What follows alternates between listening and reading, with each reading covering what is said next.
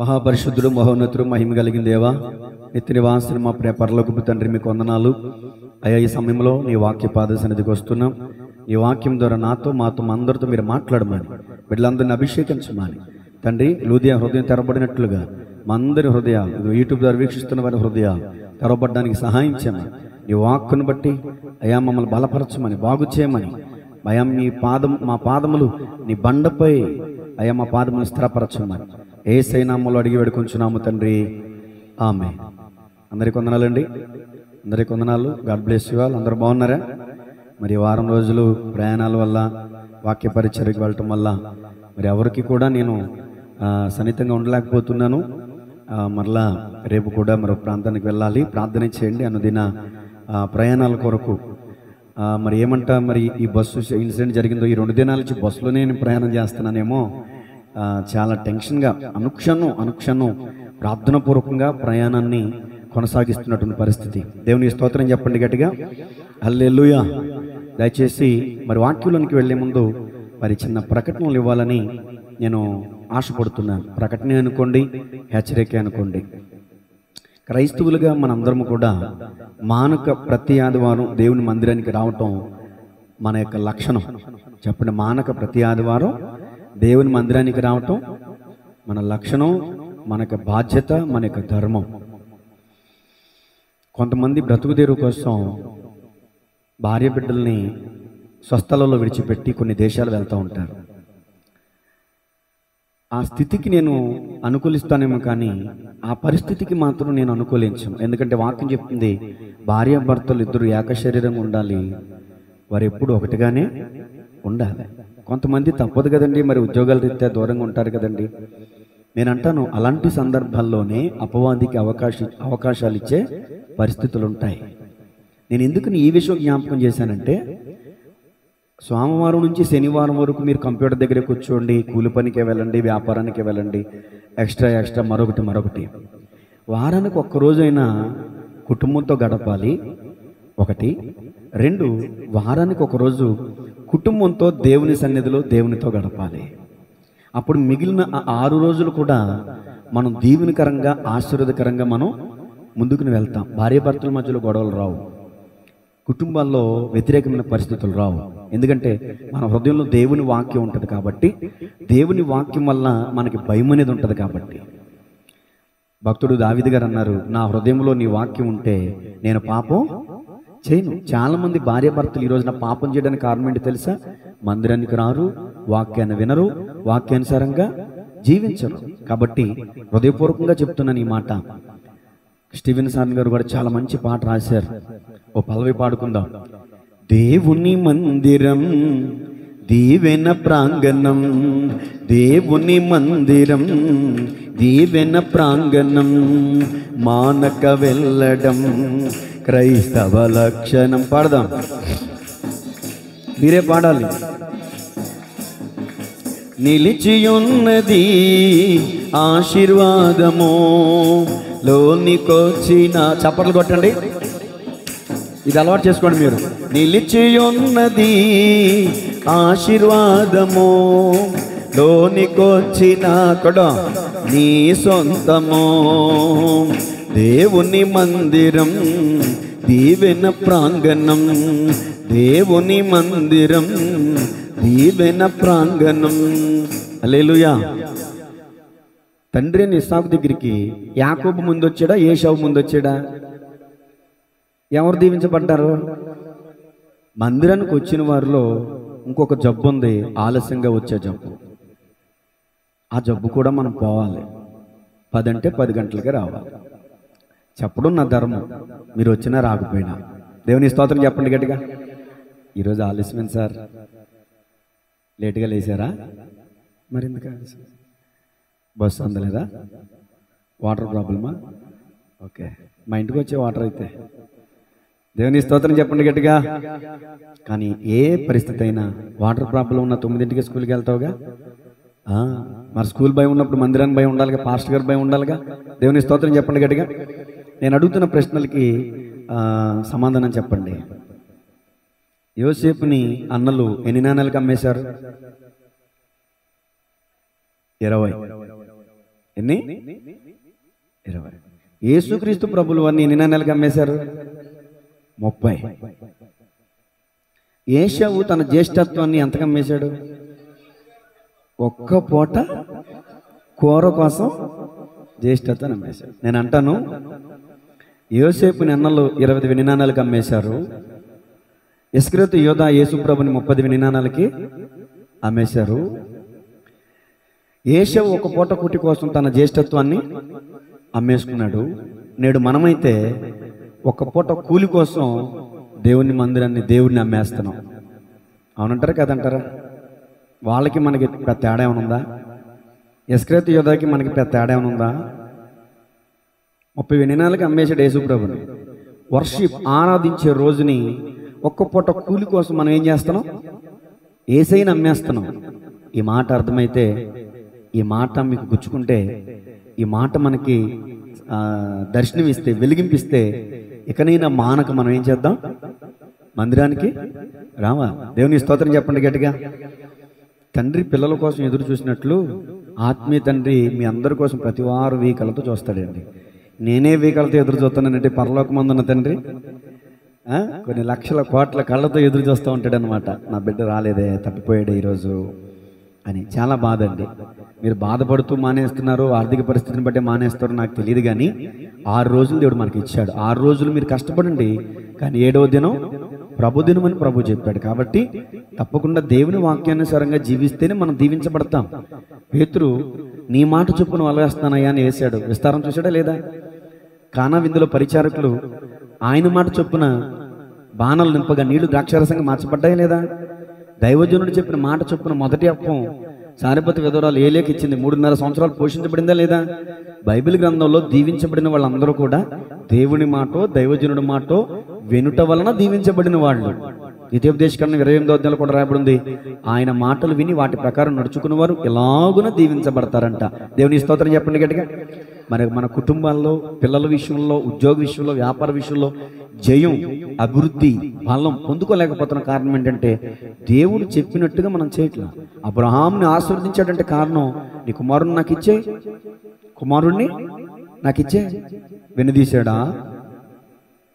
ఇదిగో ఇందువలన నీవు దేవునికి భయపడేవాడు అని నేను ఎరుగుదును. అబ్రహాము తన ఏకైక కుమారుణ్ణి దేవునికి ఇచ్చేయడానికి వెనుదీయలేదంట. ఈ రోజున ఒక పూట ఆదివారం, ఒక పూట కూలి కోసం మనం వెనుదీస్తున్నాం దేవుని మందిరానికి రావడానికి. దయచేసి ఈ మాట ఒక హెచ్చరికగా తీసుకోండి. రెండో మాట ఏంటంటే, మన మందిరంలో దేవుని కృపను బట్టి డ్రింకర్స్ ఎవరు లేరు. యూట్యూబ్ ద్వారా వీక్షిస్తున్న వారు ఈ మాటలు ఎవరైనా వింటే దయచేసి ఇది ఒక మనవి మాత్రమే. ఏమండి, మద్యపానం చేస్తున్నటువంటి సహోదరులకు నేను చెప్తున్నటువంటి విజ్ఞప్తి ఏంటంటే, ఒక్క బస్సులో 19 మంది, ఇంచుమించు 12-13 కుటుంబాల వారు సజీవ దహనం అయ్యారంటే కారణం ఒక్క మద్యపానం చేసినటువంటి వ్యక్తి వల్ల. ఆ వ్యక్తి మద్యపానం చేసి ఆయిల్ బంకుకు వెళ్ళాడు. అక్కడ కూడా తన యొక్క స్థితిగతులను చూసి చాలా ఫుల్ డ్రింకింగ్లో ఉన్నాడు. ఫుల్గా పెట్రోల్ కొట్టించుకున్నాడు. 10 నిమిషాల్లో రోడ్డు మీదకి వెళ్ళి అక్కడ ఉన్నటువంటి డివైడర్ను కొట్టి పడిపోతే వెనకున్న వ్యక్తికి గాయాలైన, డ్రైవింగ్ చేసిన వ్యక్తి, మద్యపానం త్రాగిన వ్యక్తి అక్కడికక్కడే పడి చనిపోయాడు. బండి అడ్డుగా ఉందని వెనకాల గాయాల పాలైన వ్యక్తి ఆ రోడ్డు మీద నుంచి, హైవే రోడ్డు నుంచి తప్పిస్తుండగా బస్సు వచ్చి ఆ బండిని ఢీకొంది. మరలా ఆ వ్యక్తి బయటకు పడిపోయాడు. మళ్ళీ కొన్ని దెబ్బలు తగిలినాయి. ఆ పరిస్థితి చూసి అతను భయపడి పారిపోయాడు. సరే, అది వేరే విషయం. ఈ బండిని ఢీకొన్నటువంటి బస్సు ఏదైతే ఉందో ఆ బస్సు కింద ఆ బండి ఇరుక్కుపోయింది. ఆ బండిలో ఉన్న పెట్రోల్ బయటకు వచ్చింది. అప్పుడే ఫుల్ ట్యాంక్ చేయించుకున్నాడేమో. ఆ పెట్రోల్ వల్ల ఆ బండి రోడ్డుకి రాసుకోవడం వల్ల నిప్పులు చెలరేగినాయి. ఆ నిప్పుల వల్ల బండి అంతా కాలిపోయింది. ఇంచుమించు 10 మంది ఏమో బయటపడ్డారు.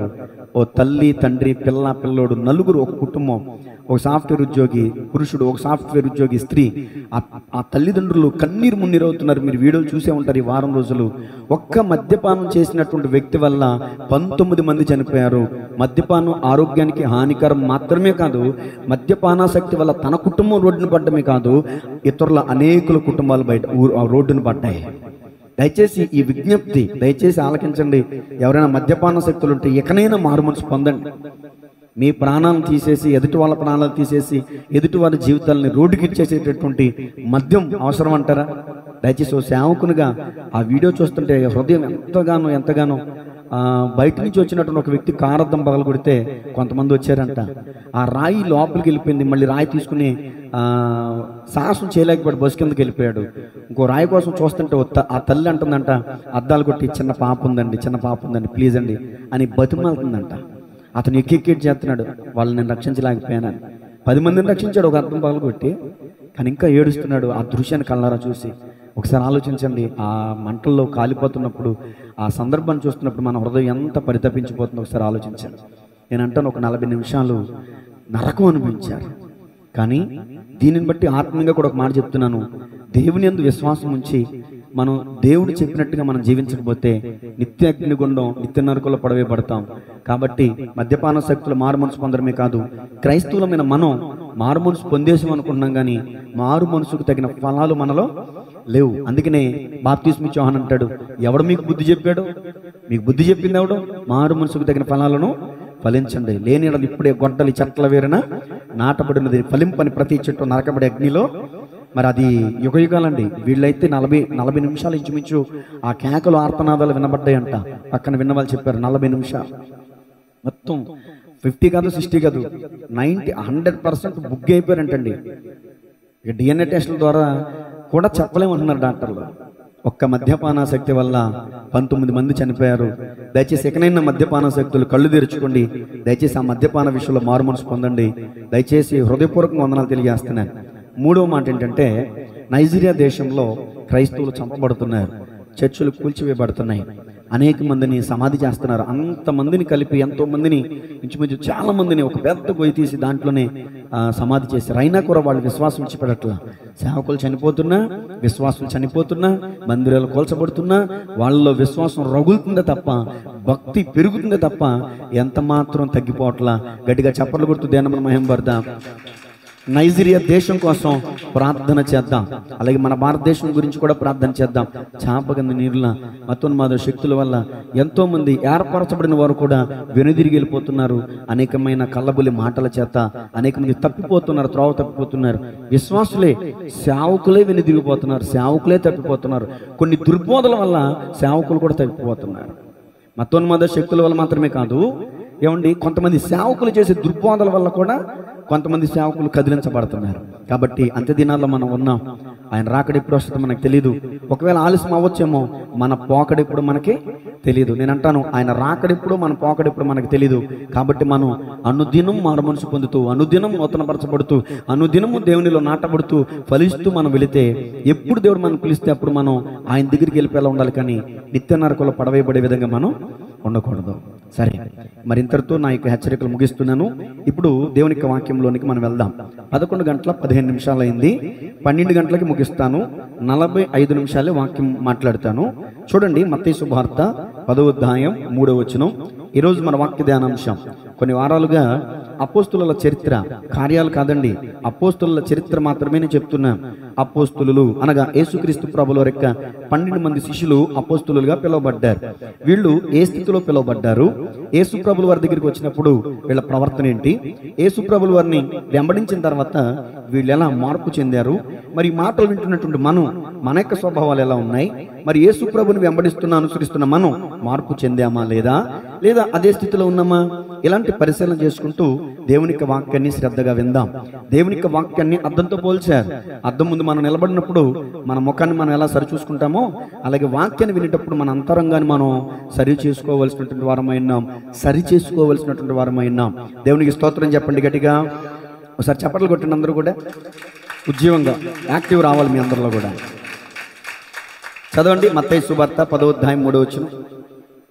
ఫిలిప్పు, చాలండి, ఇక అదే మన వచనం. 3వ వచనంలో ఫిలిప్పు మొట్టమొదటి మాట. ఇప్పుడు మన సంఖ్యాపరంగా చూస్తే ఎన్నో వ్యక్తిత్వం? 5వ వ్యక్తి. నెంబర్ 1 అంద్రేయ, నెంబర్ 2 పేతురు, నెంబర్ 3 జబదేయి కుమారుడైన యాకోబు అనాలి. ఎందుకంటే యాకోబులు 4 ఉన్నారు కదా, మిస్టేక్ అయిపోద్ది. జబదేయి కుమారుడైన యోహాను, యాకోబు. తర్వాత 4 జబదేయి కుమారుడైన యోహాను, అంటే యాకోబు సహోదరుడైన యోహాను. 5 ఫిలిప్పు అనే పేరు మీద పరిశుద్ధ గ్రంథంలో ఎంతమంది ఉన్నారో చెప్పగలరా? మీరు చదివిన కడల్లా ఫిలిప్ అంటే శిష్యుడైన ఫిలిప్ అనుకుంటే పొరపాటే. నలుగురు ఫిలిప్పులు ఉన్నారు, రాసుకొని చెప్తాను. మొదటి ఫిలిప్పు. విధేయత చూపించాలి. దేవునికి స్తోత్రం చెప్పండి గట్టిగా.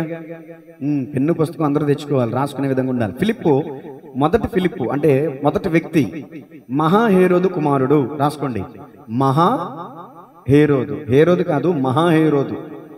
మహాహేరోదు కుమారుడు. ఇతనికి 5 భార్యలు ఉన్నారంటండి. వారిలో ఒక భార్య పేరు క్లెయోపా. రాసుకోండి, క్లెయోపా. క్లెయోపా, క్లెయోపా.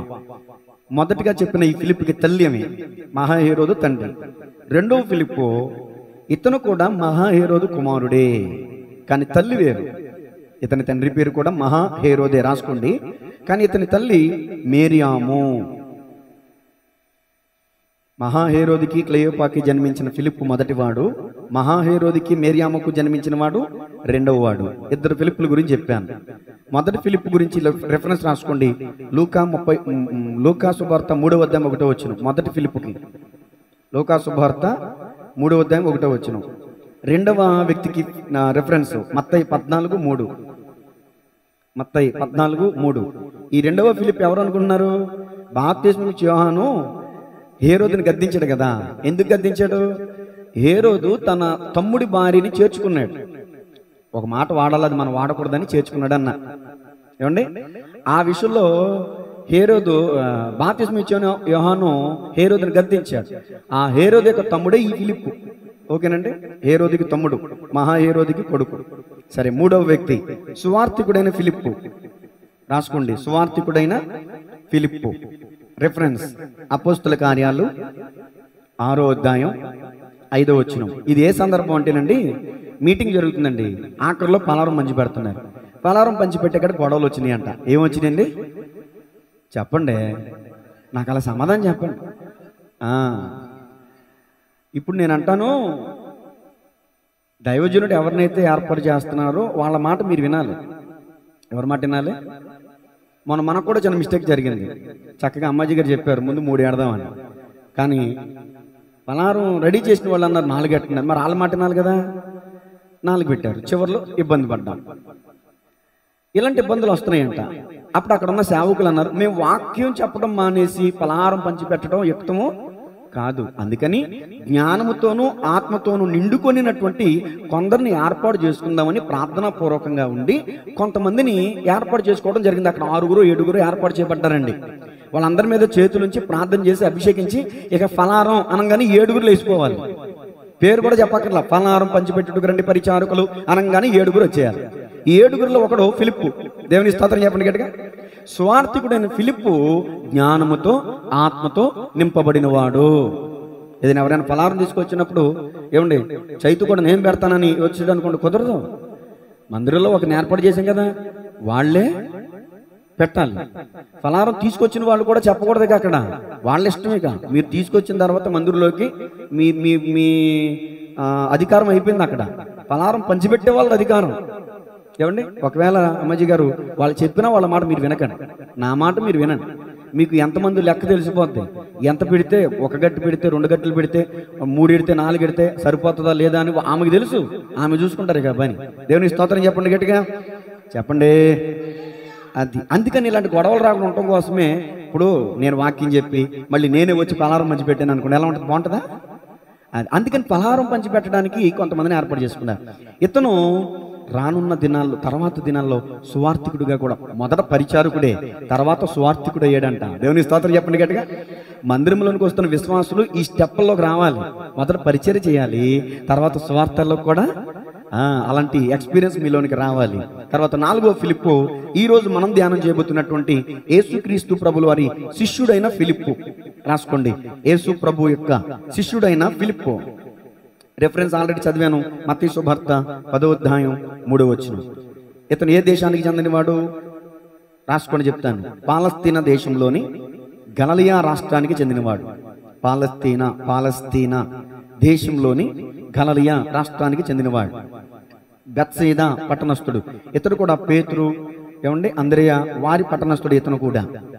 ఫిలిప్పు అనే మాటకి అర్థం గుర్రముల ప్రేమికుడు అని అర్థం. చరణ్ బాబు తల కిందకి ఎడితే నిద్ర వచ్చేస్తుంది, ఇటు తిరిగిన అవసరం అయితే. చూడాలి, నా వైపు చూడాలి, చెవులు కళ్ళు నా వైపే ఉండాలి. రాసుకునే వాళ్ళు రాసుకోండి. ఫిలిప్పు అనే మాటకి గుర్రముల ప్రేమికుడు అని అర్థం. ఫిలిప్పు యూదుడు, రాసుకోండి. ఫిలిప్పు ఒక్కడే కాదు, యేసు ప్రభు వెనకాల ఉన్న 12 మంది శిష్యులు కూడా యూదులే. అయితే ఫిలిప్పు అనే పేరు యూదుల పేరు కాదు, గ్రీకు పేరు. ఏ పేరండి? గ్రీకు పేరు.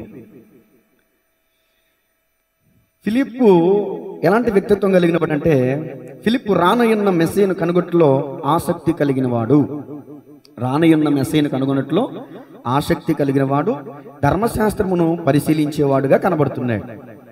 రాసుకోండి, ధర్మశాస్త్రమును మాట్లాడద్దు, ధర్మశాస్త్రమును పరిశీలించేవాడుగా కనబడుతున్నాడు. ఉపోద్ఘాతం అయిపోయినప్పుడు సబ్జెక్ట్లోనికి వస్తున్నాను. ఇతని గురించి ఇంచుమించు ఒక 5 మాటలు పొందుపరిచాను. మొదటి మాట రాసుకోండి, ప్రభు పిలుపు విని వెంబడించిన ఫిలిప్పు. తర్వాత ఎక్స్ప్లెయిన్ చేస్తాను, రాసుకోండి చక్కగా. ప్రభు పిలుపు విని యేసయ్యను వెంబడించిన ఫిలిప్పు. ఇప్పుడు తీయండి రిఫరెన్స్. యోహాను శుభవార్త ఎక్కడ పిలిచాడు యేసు ప్రభుల వారు, అతను ఏం చేస్తున్నాడు? యోహాను శుభవార్త 1వ అధ్యాయం 43లోకి వచ్చిన అందరూ చక్కగా ఇంట్రెస్ట్గా వినాలి. ఎవరు కూడా ఏమండి ఆవలింతలు రానివ్వద్దు, నిద్ర రానియొద్దు. చక్కగా వాక్యం మీద మీ దృష్టి పెట్టండి. చక్కగా ఇంట్రెస్ట్ ఉంటుంది మీకు వాక్యంలో ఇన్వాల్వ్మెంట్ అయితే. 1వ అధ్యాయం 43వ వచనం. మరునాడు ఆయన గలిలయకు వెళ్ళగోరి ఫిలిప్పును కనుగొని నన్ను వెంబడించుమని అతనితో చెప్పాను. చాలు, చదవబడిన వాక్య భాగం మన హృదయంలో నీరు కట్టి ఫలించునుగాక. 1:43 అండి. యోహాను సువార్త 1వ అధ్యాయం 43వ వచనం. యేసు ప్రభుల వారు ఫిలిప్పును కనుగొన్నాడంట. నేను అడుగుతున్న ప్రశ్న, యేసు ప్రభుల వారు ఫిలిప్పును కనుగొన్నాడా? ఫిలిప్పు యేసు ప్రభుని కనుగొన్నాడా? కనుగొన్నాడు. అదే వాస్తవానికి మనం దేవుని కనుగొనాలా, దేవుడు మనల్ని కనుగొనాలా? మనం దేవుడిని వెతకాలి. ఎవరు దేవుడు? మనం వెతకాలి, దేవుడిని కనుగొనాలి. కానీ విచిత్రం ఏంటంటే, మనం ప్రేమించటమని కాదు, కానీ ఆయనే మొదట మనలను ప్రేమించిన. యోహాను పత్రికలో భక్తుడు రాశారు ఈ మాట. ఆయనే మనల్ని ప్రేమించాడు, ఆయనే వెతుకుతా వచ్చాడు. నశించిన దానిని వెతికి రక్షించడానికి యేసుక్రీస్తు ఈ లోకమునికి వచ్చాను. చూడండి, ఫిలిప్పును చూచి కనుగొన్నాడంట యేసు ప్రభుల వారు. ఈ రోజున నిన్ను చూచి కూడా కనుగొన్నాడు ఆయన. నీవు నీ తల్లి గర్భంలో రూపింపక మునిపే నిన్ను ఎరిగిన వాడాయన. అందుకనే ఏదో ఒక స్థితిలో, ఏదో ఒక పరిస్థితిలో, ఏదో ఒక సందర్భంలో నిన్ను ఆకర్షించాడైనా. యేసు ప్రభుల వారు ఆకర్షించకపోతే మీరు ఇక్కడికి వచ్చి కూర్చుని వాక్యాన్ని వినరు.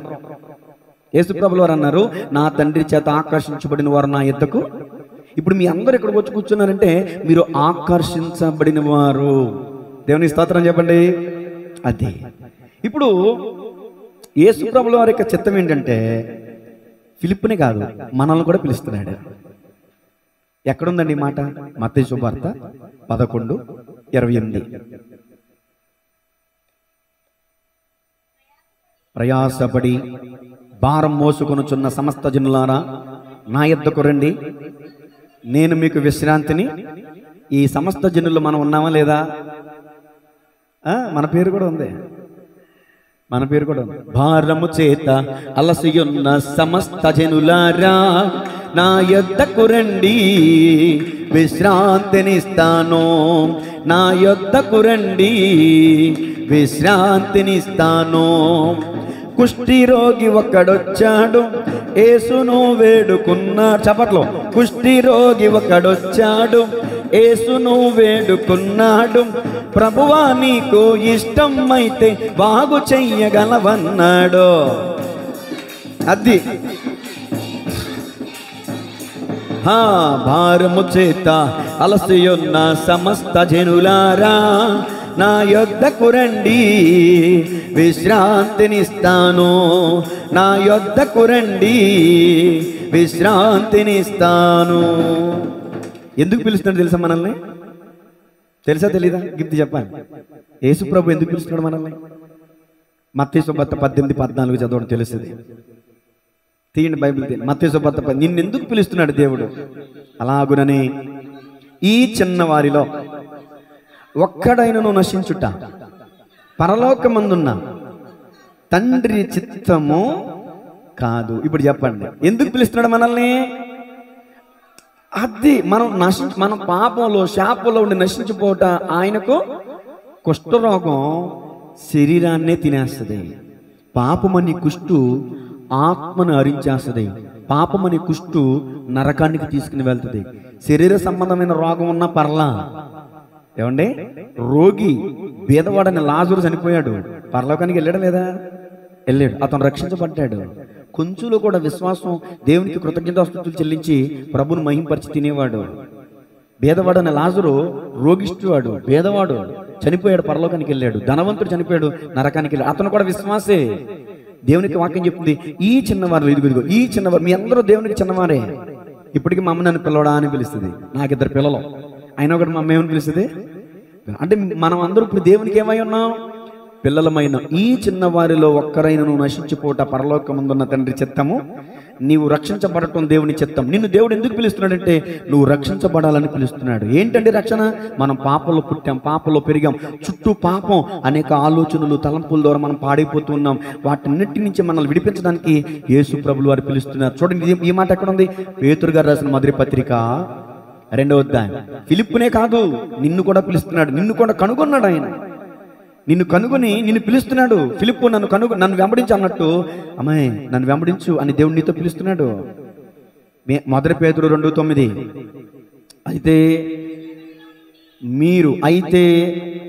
మీరు ఎక్కడున్నారు ఇప్పుడు? మీరు అంటే మనందరూ ఎక్కడున్నాం అండి? ఇప్పుడు వెంకన్న గారు చెప్పాలి, ఎక్కడున్నాం? చీకట్లో ఉన్నామంట ఒకప్పుడు. ఇప్పుడు వెలుగులోకి వచ్చాం. ఇంకా కొంతమంది ఉన్నారు. అయితే మీరు చీకటిలో నుండి ఆశ్చర్యకరమైన తన వెలుగులోనికి మిమ్మును పిలిచిన వాని గుణాతిశయము ప్రచురము చేయు నిమిత్తము ఏర్పరచబడిన రాజులైన యాజక సమూహమును, పరిశుద్ధ జనమును, దేవుని సొత్తైన రాజులైన. ఇప్పుడు చెప్పండి, మనం కృష్ణదత్తి గారు చెప్పాలి, దేవునికి ఏమైనా సొత్తు. మనం దేవుని సొత్తు. చిరంజీవి గారు మీ సొత్తు కదా, అలాగే మనందరం ఆయన సొత్తు.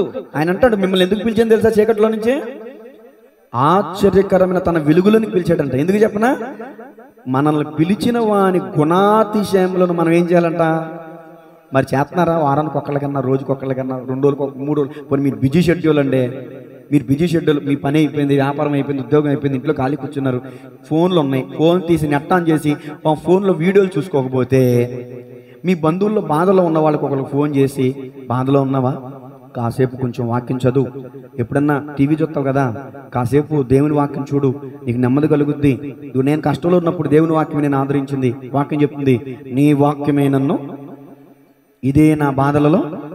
ఈ ఒక్క ముక్క చెప్పండి. బాధలో ఉన్న వాళ్ళకి ఫోన్ చేసి, వాళ్ళు అన్నిలే కావచ్చు, విగ్రహార్థకులే కావచ్చు, మీ స్నేహితులు ఎవరైతే బాధలో ఉన్నారో వాళ్ళకి ఫోన్ చేసి, ఇదిగో నువ్వు బాధలో ఉన్నావని నేను విన్నాను, నీకోసం నేను ప్రార్థన చేస్తున్నాను. వింటున్నారు నా మాట? నీకోసం నేను ప్రార్థన చేస్తున్నాను. నువ్వు ఒక చిన్న పని చేయి, మందిరానికి వెళ్ళొద్దులే, కానీ నీకు వెళ్ళే అవకాశం ఉండదు, ఇంట్లో ఉన్నవారు వెళ్ళకూడదు కానీ మీకు పరిస్థితులు సహకరించవు కాబట్టి ఇంట్లో టీవీ ఉందిగా, ఓ ఆరాధన ఛానల్ పెట్టుకో, దైవజనులు వాక్యాలు చెప్తారు, విను. నువ్వు కొంచెం ప్రశాంతతలోకి వస్తావు, నెమ్మదిలోకి వస్తావు. ఏనాడైనా పరిచయం చేసిన దాఖలాలు ఉన్నాయండి మన జీవితంలో? మన బాధలే మనకు సరిపోవు. నాకు లేదు, నా మెడకోడోలను, మా బాధలే తీరతలేదయ్యా, మేము ఇంకెవరికి చెప్పమంటాను అన్నట్టు చూస్తున్నారు. నా ఇంకా దేవుని స్తోత్రం చెప్పండి గట్టిగా, హల్లెలూయా. బాధలు లేనోడు ఎవడో ఉండడని భూమి మీద, ఒకే ఒకడో. అదిగదిగో ఊరికి ఉత్తరానికి మోయబడి సమాధి చేయబడినటువంటి వాళ్ళకి ఏ బాధ లేదు. మొదటి తారీఖు వస్తే మనకి బాధ ఉంటుంది, కరెంటు బిల్లు కట్టాలి, పాలు బిల్లు కట్టాలి, నెట్ బిల్లు కట్టాలి, అది కట్టాలి, ఇది కట్టాలి. వాళ్ళకి ఏ బాధలు ఉన్నాయి? ఏ బాధ ఉండకూడదు ప్రభువా అంటే అక్కడికి వెళ్ళిపోతాం. బతికిన చేప నీటికి ఎదురుదిద్దంట, చచ్చిపోయిన చేప కొట్టుకుపోద్దాం. మనం బతికిన వాళ్ళం, చచ్చిన వాళ్ళమా? బతికిన వాళ్ళమే. బతుకున్నాం కాబట్టి ఎదుర్కొంటున్నాం, వచ్చిన సమస్యలు ఎదుర్కొంటున్నాం. దేవుని స్తోత్రం చెప్పండి గట్టిగా. అయితే మనం ఎందుకు పిలువబడ్డామంటే దేవుని గుణాతిశయములను ప్రచురం చేయడానికి మనం పిలువబడ్డాం. ఇంకొకటి ఎందుకు పిలువబడ్డామంటే, మొదటి పేతురు 3:9 చూడండి. మొదటి పేతురు, అమ్మా, ఆశీర్వాదమునకు వారసులగుటకు మీరు పిలువబడితిరి గనుక కీడుకు ప్రతి కీడైనను, దోషణకు ప్రతి దోషణైనను చేయక. చాలు. దేవుని స్తోత్రం చెప్పండి గట్టిగా. ఆయన నిన్ను కనుగొన్నాడు, తల్లి గర్భంలో నువ్వు రూపింపబడక మునిపి నిన్ను ఎరిగొన్నాడు, నిన్ను పిలిచాడు. ఎందుకని? నువ్వు చీకట్లో ఉన్నావు. చీకటి అనగా పాపంలో ఉన్నావు.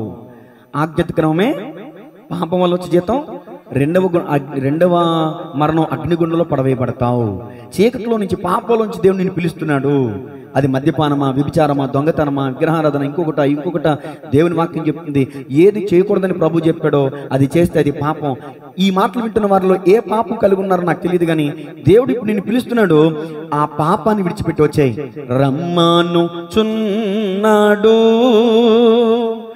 నిన్ను ప్రభు యేసు, వాంఛాతో తన కరము చాపి రమ్మనొచున్నాడు, వాంఛాతో తన కరము చాపి రమ్మనొచున్నాడు. దేవుని స్తోత్రం చెప్పండి గట్టిగా. ఇప్పుడు శృతి ఉందండి, శృతియే కదా. బురదలో ఖాళీ జారిపోయింది, మొత్తం బురద అయిపోయింది. ఇప్పుడు తల్లి వెళ్తుంది, రా స్నానం చేపిస్తా, పోతుంది, అవి తప్పదులే, అవి కామన్. ఇప్పుడు తల్లి పిలిచినప్పుడు వచ్చింది కదా, అప్పుడు తల్లి మళ్ళీ ఏం చేస్తుందా, బురదనే కడిగేస్తుంది, మళ్ళీ మంచి బట్టలు వేసి చక్కగా సెంటు పూసి అందగత్తిలాగా తయారు చేస్తుంది. దేవునికి స్తోత్రం చెప్పండి. పాపం అనే మురుకులో ఉంటే, ఒకవేళ నేను అంటాను, భీమవరం కల్ది నుంచి భీమవరం వెళ్ళేవాడిని కదండి మోటార్ ఫీల్డ్లో, సీసలకి వెళ్ళేసరికి గబ్బుకు అసలు దాన్ని ఏమన్నా కూడా తెలుతులా, చెట్టు కొంపు వచ్చేది. నేను వెళ్తూ అనుకునేవాడిని, అక్కడున్న బడ్డీ కొట్టు వాళ్ళకి, అక్కడున్న పని చేసే వాళ్ళకి, అక్కడున్న ఫ్యాక్టరీ వాళ్ళకి రాదా ఈ కంపు చెల్లె మంజలి కదా అనుకునేవాడిని తెలియక. తర్వాత నాకు ఒక విషయం అర్థమైంది, ఆ కంపులో ఉండి ఉండి ఉండి ఉండి వాళ్ళకి ఏమైపోయింది, అలవాటైపోయింది. చాలా మందికి పాపంలో కూడా అలాగే ఉండి ఉండి ఉండి ఏమైపోయింది, అలవాటు అయిపోయింది, వాత వేయబడిన మనసాక్షి అయిపోయింది. ఆ పాపం వల్ల ఎన్నో బాధలు, నష్టాలు, కష్టాలు చవి చూస్తున్నప్పటికీ కూడా పాపాన్ని వదలాలని ప్రీతి, ఆ పాపాన్ని వదలాలని కోరిక వాళ్ళట్లా కలగట్లా.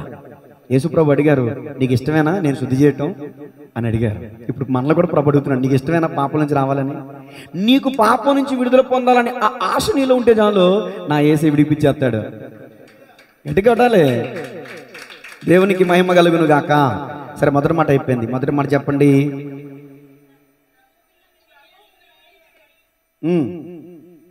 సగం చెప్పారండి.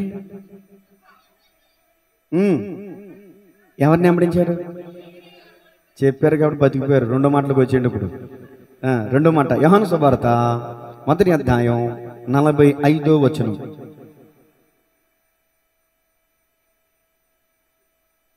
మూసేశారా? అది మూలవాక్యం ఎప్పుడు పెట్టుకుని ఉంచుకోవాలి. ఫిలిప్పు ఒక్క మాట, ఇంతకుముందు ఏమన్నారు, యేసుప్రభు ఫిలిప్పును కనుక్కున్నాడా, ఫిలిప్పు యేసుప్రభుని కనుక్కున్నాడు అంటే మీరు ఏమన్నారు అక్కడ? యేసుప్రభువే ఫిలిప్పుని. మరి ఇక్కడేముంది, ఫిలిప్ నతనయేలుని కనుక్కున్నాడా? మా చదవండి మరి సరే.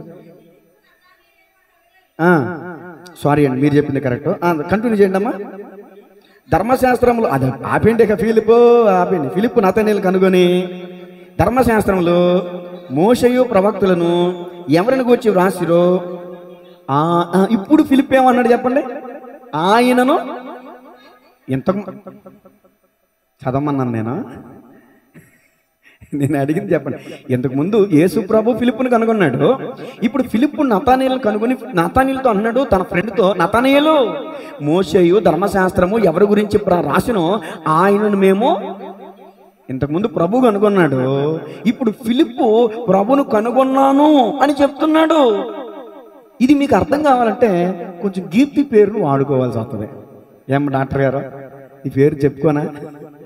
దేవుని స్తోత్రం చెప్పండి గట్టిగా. ఇప్పుడు రజనీ గారు, కమ్మిలి లక్ష్మణరావు గారు ప్రభునందు విశ్వాసం ఉంచారు, బాప్తిసం తీసుకున్నారు. వాళ్ళిద్దరూ ప్రభును కనుగొన్నారు. వాళ్ళ వెనకాల ఆ పిల్లలు కూడా మందిరానికి వస్తున్నారు. ఏదో వస్తున్నారు వెళ్తున్నారు అంతే, వాళ్ళు కనుగొనలా. అర్థమవుతుందా? ఏమర్థమవుతుందా? నీ అంతటా నువ్వు ఎప్పుడైతే ప్రభు నిజంగా లోకరక్షకుడని తెలుసుకుని ఆయన్ని విశ్వసించి నమ్మి బాప్తిసం పొందుతావో అప్పుడు నువ్వు ప్రభును కనుగొనిన దానవు అవుతావు.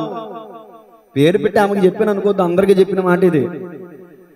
అర్థమవుతుందంటే చాలా మంది పుట్టు క్రైస్తవులు అని చెప్పుకుంటూ తల్లిదండ్రులు భక్తి చేస్తున్నారని తల్లిదండ్రుల వెనకాల వస్తూ ఏదో పాటలు పాడుతూ సాక్ష్యాలు చెప్తూ పరిచయం చేస్తూ ముందుకెళ్ళిపోతున్నారు తప్ప యేసుని సొంత రక్షకునిగా అంగీకరించలేదు, ఆయనని కనుగొనలేదు. చూడాలి, పరిశీలించాలి. ఇప్పుడు ఇతనికి ఉన్నటువంటి అలవాటు ఏంటి?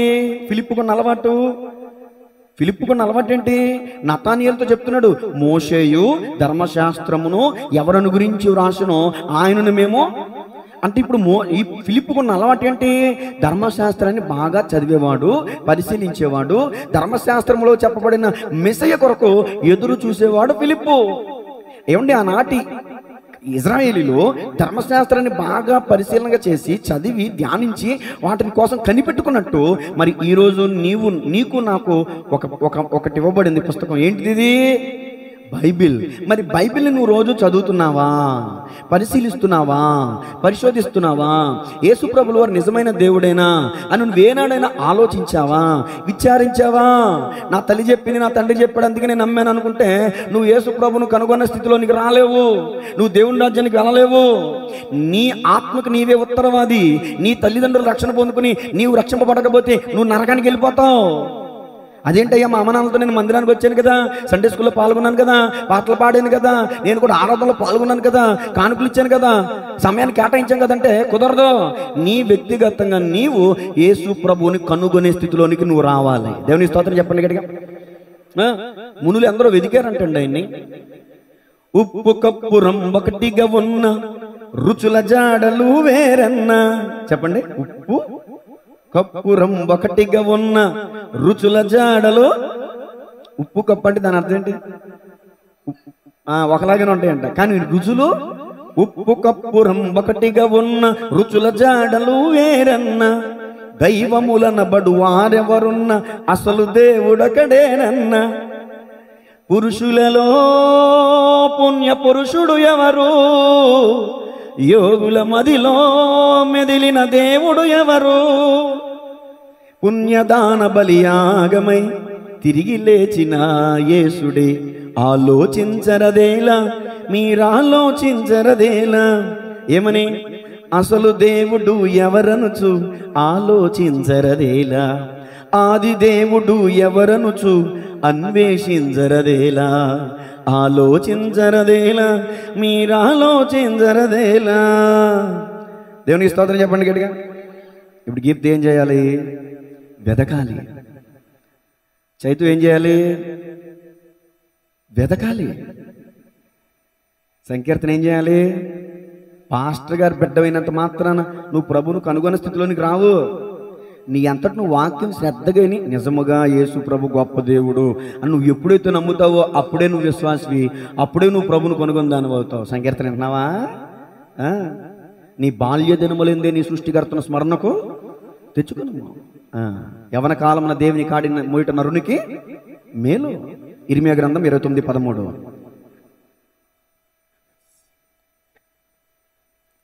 చదవాలి. ఇర్మియా గ్రంథం 29:13. మీరు నన్ను వెదికిన యెడల పూర్ణ మనసుతో నన్ను గూర్చి విచారణ చేయని యెడల. అదిగోండి, ఫిలిప్పు ప్రభువును కనుగొన్నాడు, రైటే. మరి మీరు యేసు ప్రభుల వారిని కనుగొన్నారా? కనుగొనాలంటే ఆయన కనిపించాలంటే మీరు వెతకాలి. ఇప్పుడు ఇంట్లో ఉన్న వ్యక్తి కనబడతలేదండి, మనం ఏం చేస్తాం? 2 రోజుల క్రితం ఓ బాబు ఫోటో పెట్టాను గ్రూప్లో, కనబడతలేదంట. తల్లిదండ్రులు చాలా వేదన పడుతున్నారు. ఈ వ్యక్తి మాకు కనబడట్లేదు, దయచేసి మీకు కనిపిస్తే మాకు ఈ నెంబర్కి సంప్రదించండి అని ఓ బిడ్డ ఫోటో వేసి ఆ తల్లిదండ్రుల నెంబర్లు వేసారు. కనబడట్లేదంట, వెతుకుతున్నారు బాబు. యేసు ప్రభుల వారు నీకు కనబడాలంటే నువ్వు వెతకాలి. నేను ఇంట్లో కూర్చుంటాను, పడుకుంటాను, అయ్యా నువ్వు నాకు ప్రత్యక్షం అయిపో, నువ్వు దేవుడు నువ్వు ఉంటే నువ్వు నాకు ప్రత్యక్షం అయిపో అంటే మనం పైనుంచి దిగొచ్చిన వాళ్ళమేంటే? తల్లి గర్భంలో పుట్టిన వాళ్ళమే మనం కూడా, సర్వసాధారణ మనుషులమే. దేవుడు నీకు ప్రత్యక్షం కావాలంటే గుణదల కొండ ఎక్కితే ప్రత్యక్షం అవడో, మోకాళ్ళ మీద ఎక్కితే ప్రత్యక్షం అవడో, తలనీలాలు ఇస్తే ప్రత్యక్షం అవడో.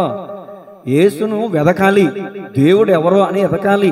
దేవుడు ఎవరో, దేవుడికి ఉండాల్సిన గుణాలేంటి, ఆయనకు ఉండాల్సిన స్థితిగతులు ఏంటి అని నువ్వు ఆలోచించాలి, విచారించాలి, వెదకాలి. నువ్వు ఆయన వెతికితే నువ్వు ఆయన కనుగొంటావు అంట వాక్యం చెప్తుంది. నువ్వు వెతకకుండా ఆయన్ని కనబడ్డావు అన్నది అర్థమవుతుందా? నువ్వు కూడా నువ్వు వెతకకుండా ఆయన నీకు కనబడ్డావు. భౌతికంగా చాలా చక్కగా చదువుతున్నావు, మంచి పేరు తెచ్చుకున్నావు. అదే రీతిలో మరి రోజు వాక్యం చదువుతున్నావా? చెప్పాలి సమాధానం. విన్నావో పని ప్రతి ఆదివారం వాక్యం విన్నాను అన్నావుగా మొన్న. మొన్న విన్నారా? ఆంధ్రే గురించి అన్నారు, మరి మిగతా శిష్యుల గురించి అనలేదా? వింటారా? దేవుని స్తోత్రం చెప్పండి గట్టిగా. మారుపోయిన రమ్మగారు నారాజు గారి యొక్క ఉద్దేశం ఏంటంటే నా బిడ్డ ప్రయోజకుడు అవ్వాలని వాళ్ళ ప్రయాస. నా ప్రయాస ఏంటంటే నువ్వు ప్రయోజకుడు అవుతుంటూ పాటు పరలోకానికి వెళ్ళి అర్హుడుగా ఉండాలనేది నా ప్రయాస. అందుకే నవజీ గురించి చెప్తా ఉంటాను, ప్రతిరోజు టిక్ పెట్టుకుని మరీ చదువుతుంది. మీకు గుర్తు చేస్తున్నాను నేను, 3 అధ్యాయాలు చదవండి, ప్రతిరోజు 3 అధ్యాయాలు చదవండి, ఒక్క ప్రశ్నకి సమాధానం పెట్టండి అని పెడుతున్నాను. ఎంతమంది పెడుతున్నారు? ఈ మధ్య అమ్మగారు మానేసినట్టున్నారంటే, అమ్మాజీ గారు కూడా మానేశారు ఈ మధ్య. నువ్వు అబ్బాయి గారు వచ్చారు, బిజీ అయిపోయారా, ఊరెళ్ళిపోయారు అంటారా? దేవునికి స్తోత్రం చెప్పండి గట్టిగా. నేను రోజు బైబిల్ చదువుతున్నాను అన్న వాళ్ళ చేతులు చూపించండి. 1 2 3 4. నాగమణి గారు, అయిపోయి రజనీ గారు, అయిపోయి చాలా మంది దొంగలు ఉన్నారు ఇక్కడ. దేవునికి స్తోత్రం చెప్పండి గట్టిగా. నేను రోజు తింటానన్న వాళ్ళ చేతులు ఎత్తండి. ఏంటంటే రక్తమే జయమా. రోజు తింటున్నాం, శరీరాన్ని బలపరుచుకున్నాం, పోషించుకున్నాం, సంరక్షించుకున్నాం. మరి మీ ఆత్మీయ స్థితిని గురించిన చింత లేదా మీకు? ప్రతిరోజు దేవుని బైబిల్ చదవాలని లేదా? రోజు స్నానం చేస్తాం, రోజు తింటాం, కానీ రోజు బైబిల్ చదవం. ఏంటది నాకు అర్థం కాదు. ఫిలిప్ అలాగదంట, ప్రతిరోజు ధర్మశాస్త్రాన్ని చదివేవాడంట. మోషేయు ధర్మశాస్త్రం ఏదైతే చెప్పిందో ఆ ప్రవక్తలు రాయబడిన రాబోయే మెస్సయ్య కొరకు ఎదురు చూసేవాడంట. మనం ఇప్పుడు దేనికోసం ఎదురు చూడాలో తెలుసా? 2వ రాకడలో రాబోతున్న మెస్సయ్య కోసం ఎదురు చూడాలి. అట్టి కృప దేవుడు మనకి ఇచ్చునుగాక. ఆయన వస్తాడు రైటే, మనం వెళ్ళటానికి సిద్ధపడుతున్నావా? ఒక పక్షి ఆకాశంలో ఎగరాలంటే 2 రెక్కలు ఉండాలి. విశ్వాస ప్రభుని ఎదుర్కోవాలంటే 2 రెక్కలు ఉండాలి. ఏంటి 2 రెక్కలు? పవిత్రమైన భక్తి, నిష్కలంకమైన భక్తి. యూట్యూబ్ ఛానల్ ఉందో చూసుకోండి, భక్తి అంటే ఏంటో, దాంట్లో చెప్పిన విషయాలన్నీ. పవిత్రమైన భక్తి అంటే పొరుగు అని ప్రేమించాలి. నిష్కలంకమైన భక్తి అంటే దేవుని ప్రేమించాలి. దేవుణ్ణి ఎలా ప్రేమించాలంటే ప్రార్థన, వాక్యం ద్వారా దేవుణ్ణి. నువ్వు ప్రతిరోజు ప్రార్థన చేస్తున్నావంటే, నువ్వు ప్రతిరోజు వాక్యం చదువుతున్నావంటే నువ్వు దేవుని ప్రేమిస్తున్నట్టు. అంతేగాని వారానికి ఒకసారి మందిరానికి వస్తే భక్తి కాదు అది. వారానికి ఒకసారి బైబిల్ పట్టుకుంటే భక్తి కాదు అది. వారానికి ఒకసారి వచ్చి పాట పాడితే అది భక్తి కాదు అది. సంవత్సరానికి ఒకసారి క్రిస్మస్ పండుగ వచ్చి పాల్గొంటే భక్తి కాదు అది. సంవత్సరానికి ఒకసారి గుడ్ ఫ్రైడే, ఈస్టర్ పండుగలకి పాల్గొంటే భక్తి కాదు అది. భక్తి ప్రతిరోజు చేయాలి. పౌలు గారు తిమోతికి చెప్పారు, తిమోతి నీకు నీవే భక్తి సాధన. అమ్మా బైబిల్ చదవండి, ప్రార్థన చేయండి అని అడుక్కోవాలంటే ఎప్పుడు మేము కర్రించుకుని చదవాలా మిమ్మల్ని అంటున్నా వెనకాల? మీకు తినమని ఎవరైనా చెప్తున్నారు, ఆకలింగని తింటలేదా? అయ్యి బాబు నేను ఈరోజు వాక్యం చదవలేదు అని హృదయంలో భయం ఏది మీకు? నిజమైన క్రైస్తవుడు అయితే, నిజమైన క్రైస్తవురాలు అయితే నీకు నాకు ఆ భయం ఉంటుంది. కాబట్టి ఈ రోజు నుంచి అయినా అనుదినము దేవుని వాక్యము చదువుతుము గాక. ఎవరు చదవరో తెలుసా? నెత్తి మీద కొమ్ములు వచ్చిన వాళ్ళు చదవరు. ఎవరు చదవరండి? నెత్తి మీద కొమ్ములు వచ్చిన వాళ్ళు చదవరు.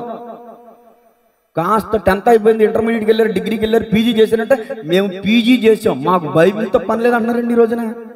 అరే బాబు, నువ్వు బతుకున్నంత వరకు పీజీ పనికొస్తుంది. నువ్వు చచ్చిపోయిన తర్వాత పరలోకానికి వెళ్ళాలంటే ఇదిగో ఈ బైబిల్ గ్రంథమే తీసుకెళ్తుంది. నీ పీజీ, నీ డిగ్రీలు కాదు దేవుని మందిరం పరలోకానికి తీసుకుని వెళ్ళేది. కొంతమంది అంటారు, ఎవరు చూసి వచ్చారు అంటే పరలోకం నరకం, బతికినంత కాలం బతుకుతుంది అంటారు. అవిశ్వాసంగా మూర్ఖంగా మాట్లాడతారు. ఒక బైబిల్ గ్రంథమైనా ప్రతి పుస్తకం, ప్రతి గ్రంథం ఘోషిస్తుంది పరలోకం ఉంది, నరకం ఉంది, పరలోకం ఉంది, నరకం ఉంది అని. ఒకసారి ఆలోచన పెట్టండి ఒకసారి. 70-80 సంవత్సరాలు బతుకుతాం. కోటేశ్వరులైనా, కడు పేదవారైనా, ఉన్నోళ్ళైనా, లేనోళ్ళైనా, మంచోళ్ళైనా, చెడ్డోళ్ళైనా 70-80 సంవత్సరాలు బతుకుతాం. అంతకుమించి మన బతకం. అది తెలుసు. మన ఆత్మకు నిత్యత్వం ఉంది, మన ఆత్మకు చావు లేదు. ఆ విషయం తెలుసు. తెలిసి ప్రతిరోజు శరీరాన్ని పెంచి పోషిస్తున్నామే కానీ మన ఆత్మను విడిచిపెట్టేస్తున్నాం. ఆత్మీయ జీవితంలో మనం పరిశీలన చేయలేకపోతున్నాం. లోకాసువార్త 19వ అధ్యాయం 1 నుంచి 5 వచనాలు చదవండి. వెతకాలి నువ్వు. ఆయన సంచరించుచు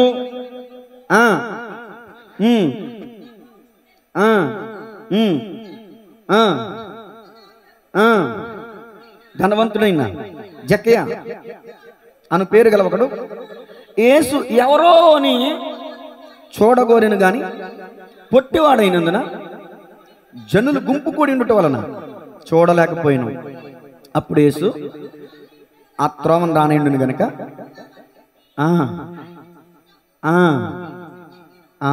చాలు. దేవుని స్తోత్రం చెప్పండి. నేను అడుగుతాను, ప్రశ్న చెప్పండి. జక్కయ్య పొట్టోడా పొడుగోడా? యేసయ్యను చూడాలనుకున్నాడు అంటే వెతుకుతున్నాడు. కానీ యేసయ్య జక్కయ్యకి ఏమవట్లేదు, కనబడట్లేదు. కారణం ఏంటి? పొట్టివాడైనందున. ఈరోజు చాలా మంది యేసు ప్రభుని వెతకాలనుకున్నారు, కానీ కొన్ని అభ్యంతరాల వలన, కొన్ని వ్యతిరేకతల వలన, కుటుంబపరమైన వ్యతిరేకతల వలన, సామాజిక వ్యతిరేకతల వలన ప్రభు యొద్దకు రాలేకపోతున్నారు, ప్రభుని వెతకలేకపోతున్నారు. సరే, పొట్టివాడైనందున కనబడట్లేదు కదా అని చెప్పేసి ఇంటికి వెళ్ళిపోయాడా? పొట్టోడైనా సరే ఎగురుతున్నాడు అంటే ఎగురుతున్నా కనబడతలేదని చెప్పి, ఇలా కాదు నేను ఎలాగైనా యేసుని చూడాలని చెప్పి మేడి చెట్టు ఎక్కాడంట. చూసారా, అతనిలో ఒక ఆశ ఉంది, యేసు ఎవరో నేను చూడాలి, యేసు ఎవరో. ఆశ నీ హృదయంలో ఉండాలి, అది పాయింట్. ఆశ నీలో ఉంటే ఆశగల ప్రాణాన్ని ఏం చేస్తాడైనా? తృప్తిపరుస్తాడు. ఏంటి ఆశ? బంగారం కొనాలని ఆశ విపరీతంగా పెరిగిపోయిందిరా బాబా, 2 ఏళ్ల క్రితమైనా ఒక 4 కాసులు తీసుకుని ఇంట్లో పెట్టుకుంటే బాగుండేదిరా అని అనుకుంటారు. ఇప్పుడు అర్థమవుతుందా? అనవసరంగా అలా చేసాం ఇలా చేసావురా, బంగారం తీసుకుంటే బాగుంది ఆశ ఉంటుంది, ఇంకోటి చేయాలని ఆశ ఉంటుంది. నేను అంటాను, ప్రభుని చూడాలని ఆశ నీకుందా? ఒక ఆశ ఉందయ్యా, నా కోరిక తీర్చయ్యా, నా మనవిను యేసయ్యా, ప్రత్యుత్తరమిమ్మయ్యా. ఒక ఆశ ఉందయ్యా, నా కోరిక తీర్చ, నా మనవిను యేసయ్యా.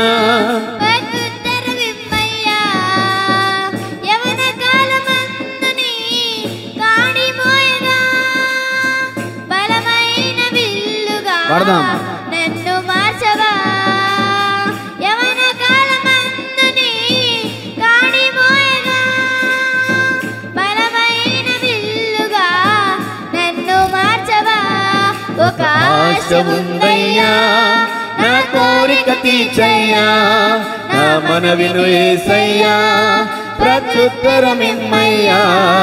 ఒక ఆశ ఉందయ్యా, పాడదాం అందరూ కలిసి.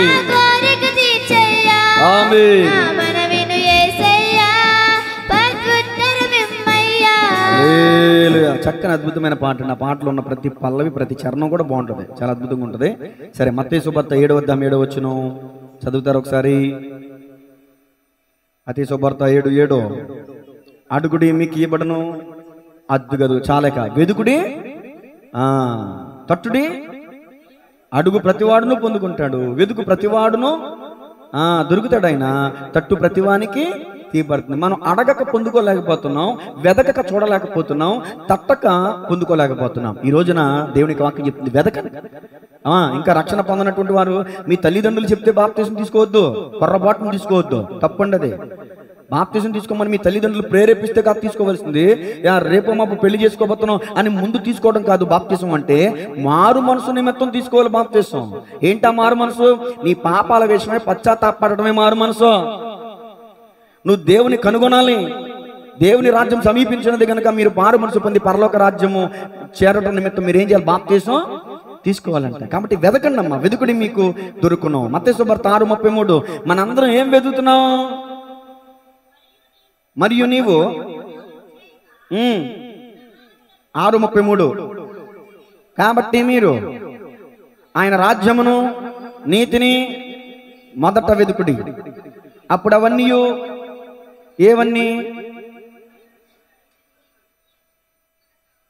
అది మనకు కావాల్సినవన్నీ. తినటానికి కట్టుకోవాల్సినవి, తినటానికి తిండి కావాలి, కట్టుకోవడానికి బట్ట కావాలి, ఉండటానికి ఇల్లు కావాలి, తిరగడానికి బండి కావాలి, చేసుకోవడానికి పని కావాలి. వా భలే వచ్చిందండి దేవుని స్తోత్రం చెప్పండి గట్టిగా. అప్పుడు అవన్నీ నీకు అవసరమైన, నీకు తినడానికి, కట్టుకోవడానికి, ఉండడానికి, ఏమండి నీ భవిష్యత్తుకి అన్నీ. ఏమండి తల్లిదండ్రులు, ఇప్పుడు రజనీ గారు ఉన్నారండి, ఆమె కోసం ఆమె చూసుకుంటున్నా పాపం.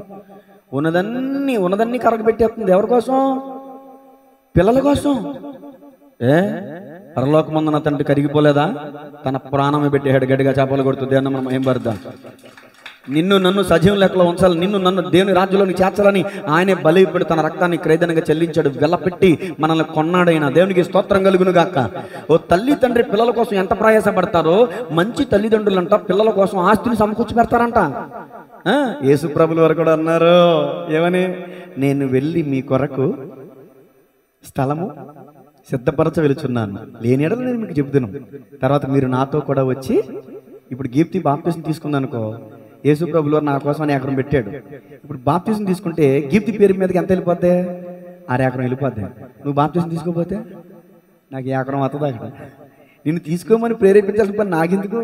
ఈ భూమి మీద స్థలాలు కొనుక్కుంటావేమో, ఈ భూమి మీద స్థలంలో 70-80 సంవత్సరాలే నీ పేరు ఉంటుంది. ఈ 70-80 సంవత్సరాలు అయిన తర్వాత ఆ భూమికి ఇంకొకళ్ళ పేరు. ఇప్పుడు 100 సంవత్సరాల క్రితం ఈ భూమి మీద ఎవరున్నారు? ఇప్పుడు మేము ఉన్నాం. ఇంకో 100 సంవత్సరాల తర్వాత నేను ఉంటానా? ఉన్నా.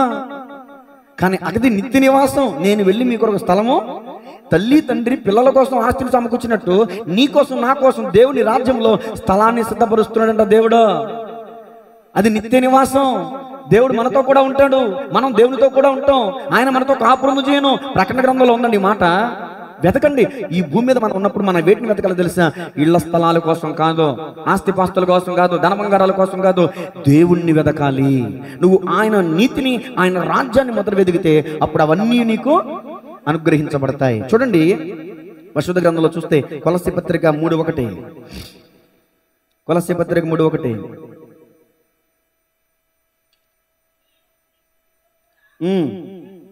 మీరు క్రీస్తుతో కూడా లాపబడిన వారైతే పైనున్న వాటినే వెతకుడి.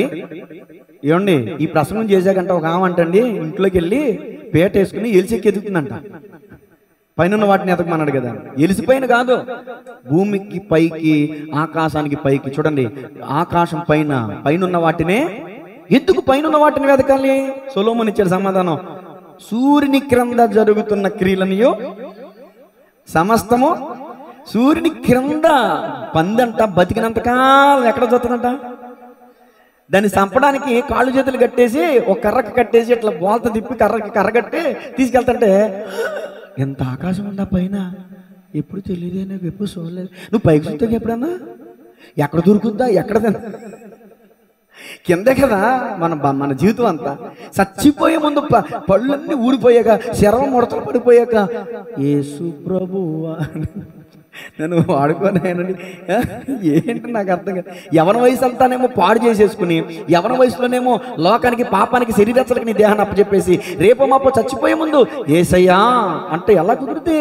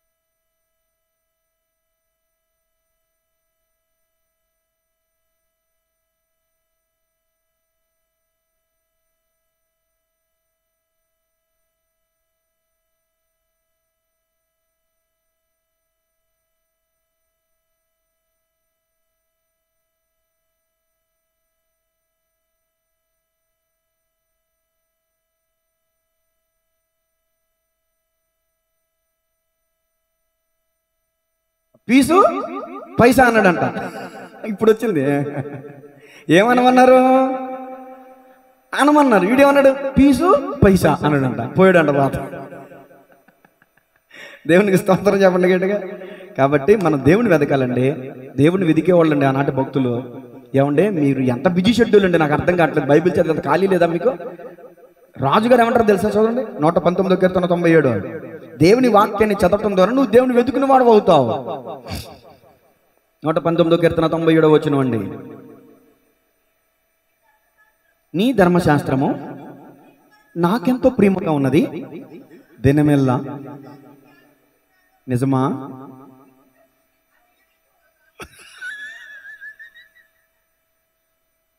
ఎవరు చదవాలో వాళ్ళే చదివారు వాక్యం. ఎక్కడ పడాలో అక్కడ పడింది వాక్యం, ఎక్కడ పొడవబడాలో అక్కడ పొడవబడింది వాక్యం. ఇదే రెండంచెలు కలిగిన ఖడ్గం అంటే. పిల్లలు అత్త, భర్త అత్త పిల్లలు, భర్త అత్త పిల్లలు తీసుకెళ్ళరు నిన్ను పరలోకానికి, వాక్యమే తీసుకెళ్తా పరలోకానికి. ఇంట్లో కృతజ్ఞత కలిగి ఉన్నావు, బాగానే ఉంది, వాక్యం పట్టలేదు. ప్రకటన 1:3 చదవండి. మీరు చదవటం వల్ల మీకేం ఉపయోగం? ప్రకటన 1:3. మీ అందరూ అనుకుంటున్నారు పాస్టర్ గారు మనసులో కిందకెళ్ళి చెప్తాను ఇటు పని అనుకుంటుంది అనుకుంటున్నారు. అలా అనుకోదండి మా ఆవిడ, అస్సలు అనుకోదు. ప్రకటన 1:3. ఏ సమయం? ఏ సమయం? అది అలా రావాలి. చదవమ్మా. ప్రవచన వాక్యములు చదువువాడును వాటిని విని గైకుని వాడును అది మందిరానికి వచ్చిన వాళ్ళందరూ ధన్యులు కాదు. ఏమా ఏం చేయాలి? నేను బైబిల్ ప్రతిరోజు చదవడానికి కారణం ఎవరు తెలుసా? గీప్తి. చప్పట్లు కొట్టండి సరే. మొలక చెట్టుకి ఇచ్చేస్తాను, ఈరోజు ఆఖరిలో పడేస్తాను. దేవుని స్తోత్రం చెప్పండి గట్టిగా. నేను సేవలోకి వచ్చినప్పుడు కూడానండి బైబిల్ ప్రతిరోజు చదివేవాడిని కాదండి, నిజంగా చెప్తున్నా. ఓ అంశం తీసుకుని దాన్ని ప్రిపేర్ అయ్యి ఒక కోడి గుడ్డుని పొదిగినట్లు పొదిగి ఆ అంశాన్ని చెప్పేవాడిని. రోజు బైబిల్ చదివేవాడిని కాదు, బుద్ధిహీనత అది. ఒకసారి అన్నయ్య ఫోన్ చేశాడు, లక్ష్మణరావు గారు, ఒకసారి రండి ఇంటికండి, అమ్మాయి ఒకసారి బైబిల్ పూర్తి చేసింది చదవటంలో, ప్రార్థన చేయండి అంటే నేనేం ప్రార్థన చేయను, నేను ఒకసారి చదవదే, నేను చేయట్లేదు. అక్కడ సిగ్గుపడి ఒకసారి బైబిల్ పూర్తి చేసావమ్మా అని ఆ సంవత్సరం నుంచి అనుకుంటా నేను ప్రతిరోజు నేను కూడా సంవత్సరానికి ఒకసారి బైబిల్ పూర్తి చేద్దామని ఆలోచన తీసుకున్నా. దేవుని స్తోత్రం చెప్పండి గట్టిగా. ఇప్పుడు నేను అడుగుతున్న ప్రశ్న, ఆ ఒక్క సంవత్సరం చదువు వదిలేసావమ్మా, రోజు చదువుతున్నావా? ఇప్పుడు పడింది కదా, ఆ ఒక్క సంవత్సరం చదివేసి కదా, సంవత్సరానికి ఒకసారి బైబిల్ పూర్తి చేయి. అప్పుడు దేవుడు నీ ఆశగల ప్రాణాన్ని తృప్తిపరుస్తాడు. నీ కోరిక చెప్పరా?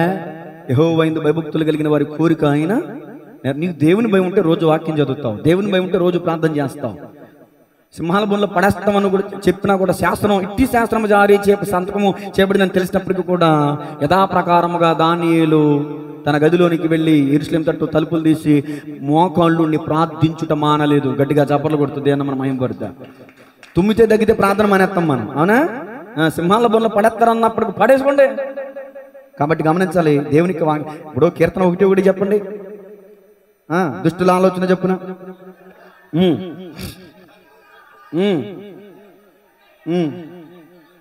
యెహోవా ధర్మశాస్త్రమునందు ఆనందించుచు దివారాత్రములు దానిని చదవటం మాత్రమే కాదు, ధ్యానించాలి.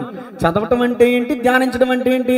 ఒక ఆయన చెప్పాడు, బైబిల్ ఎలా చదవాలంటే యాపిల్ చెట్టుని నుంచి పళ్ళని రాల్చినట్టు చదవాలంట.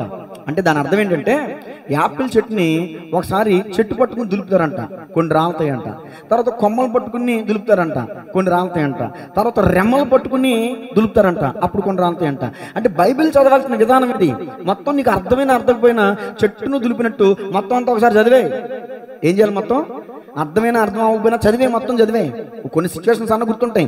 రెండోసారి ఒక్కొక్క అధ్యాయాన్ని పరిశీలించి చదవాలి. మూడోసారి ఒక్కొక్క వచనాన్ని పరిశీలించేదా. తెల్లారిపోద్ది అనుకుంటున్నారా? చదవాలి అట్లాగా.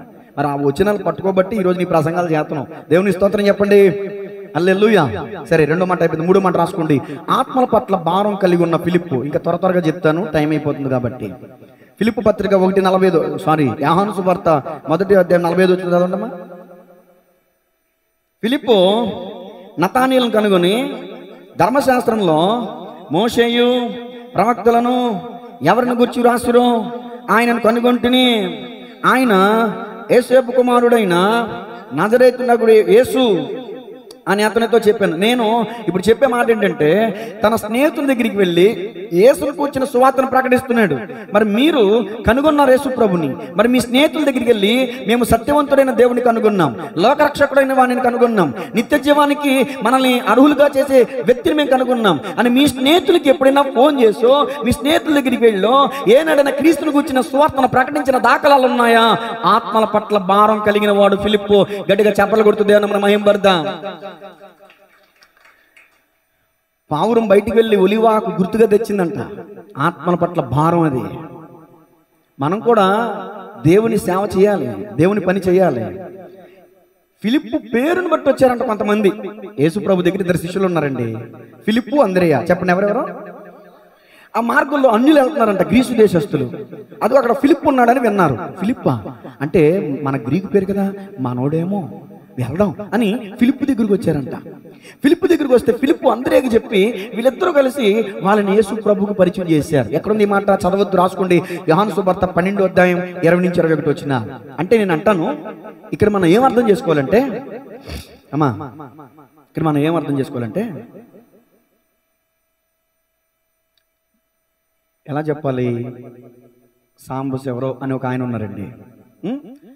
ఆయన నాకు తెలియదు, నేను ఆయనకి తెలుసు. నేను చెప్పిన వినడం. కానీ ఆయన ఎవరికి చుట్టం? రమ్మ గారికి చుట్టం. రమాగారి మాట అంటే మాటే, ఆమె మీద అంత నమ్మకం. ఇప్పుడు నేను ఆయనకి చెప్పడం కంటే ఎవరు ఆయనకి చెబితే క్రీస్తుని గురించిన మాట చెప్తే ఎవరు చెప్తే వింటాడు అతను బాగా. అలాగా మీకు నమ్మకస్తులైన వాళ్ళు కొంతమంది ఉంటారు, అర్థమైందండి.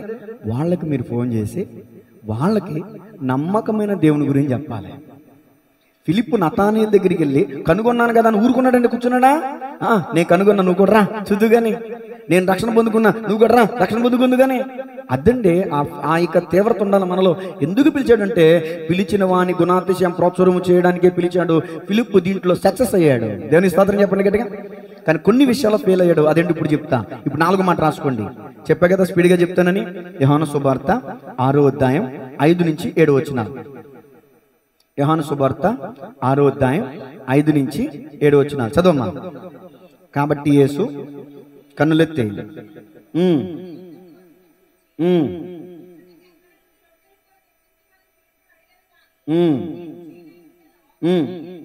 ఎరిగి ఉండి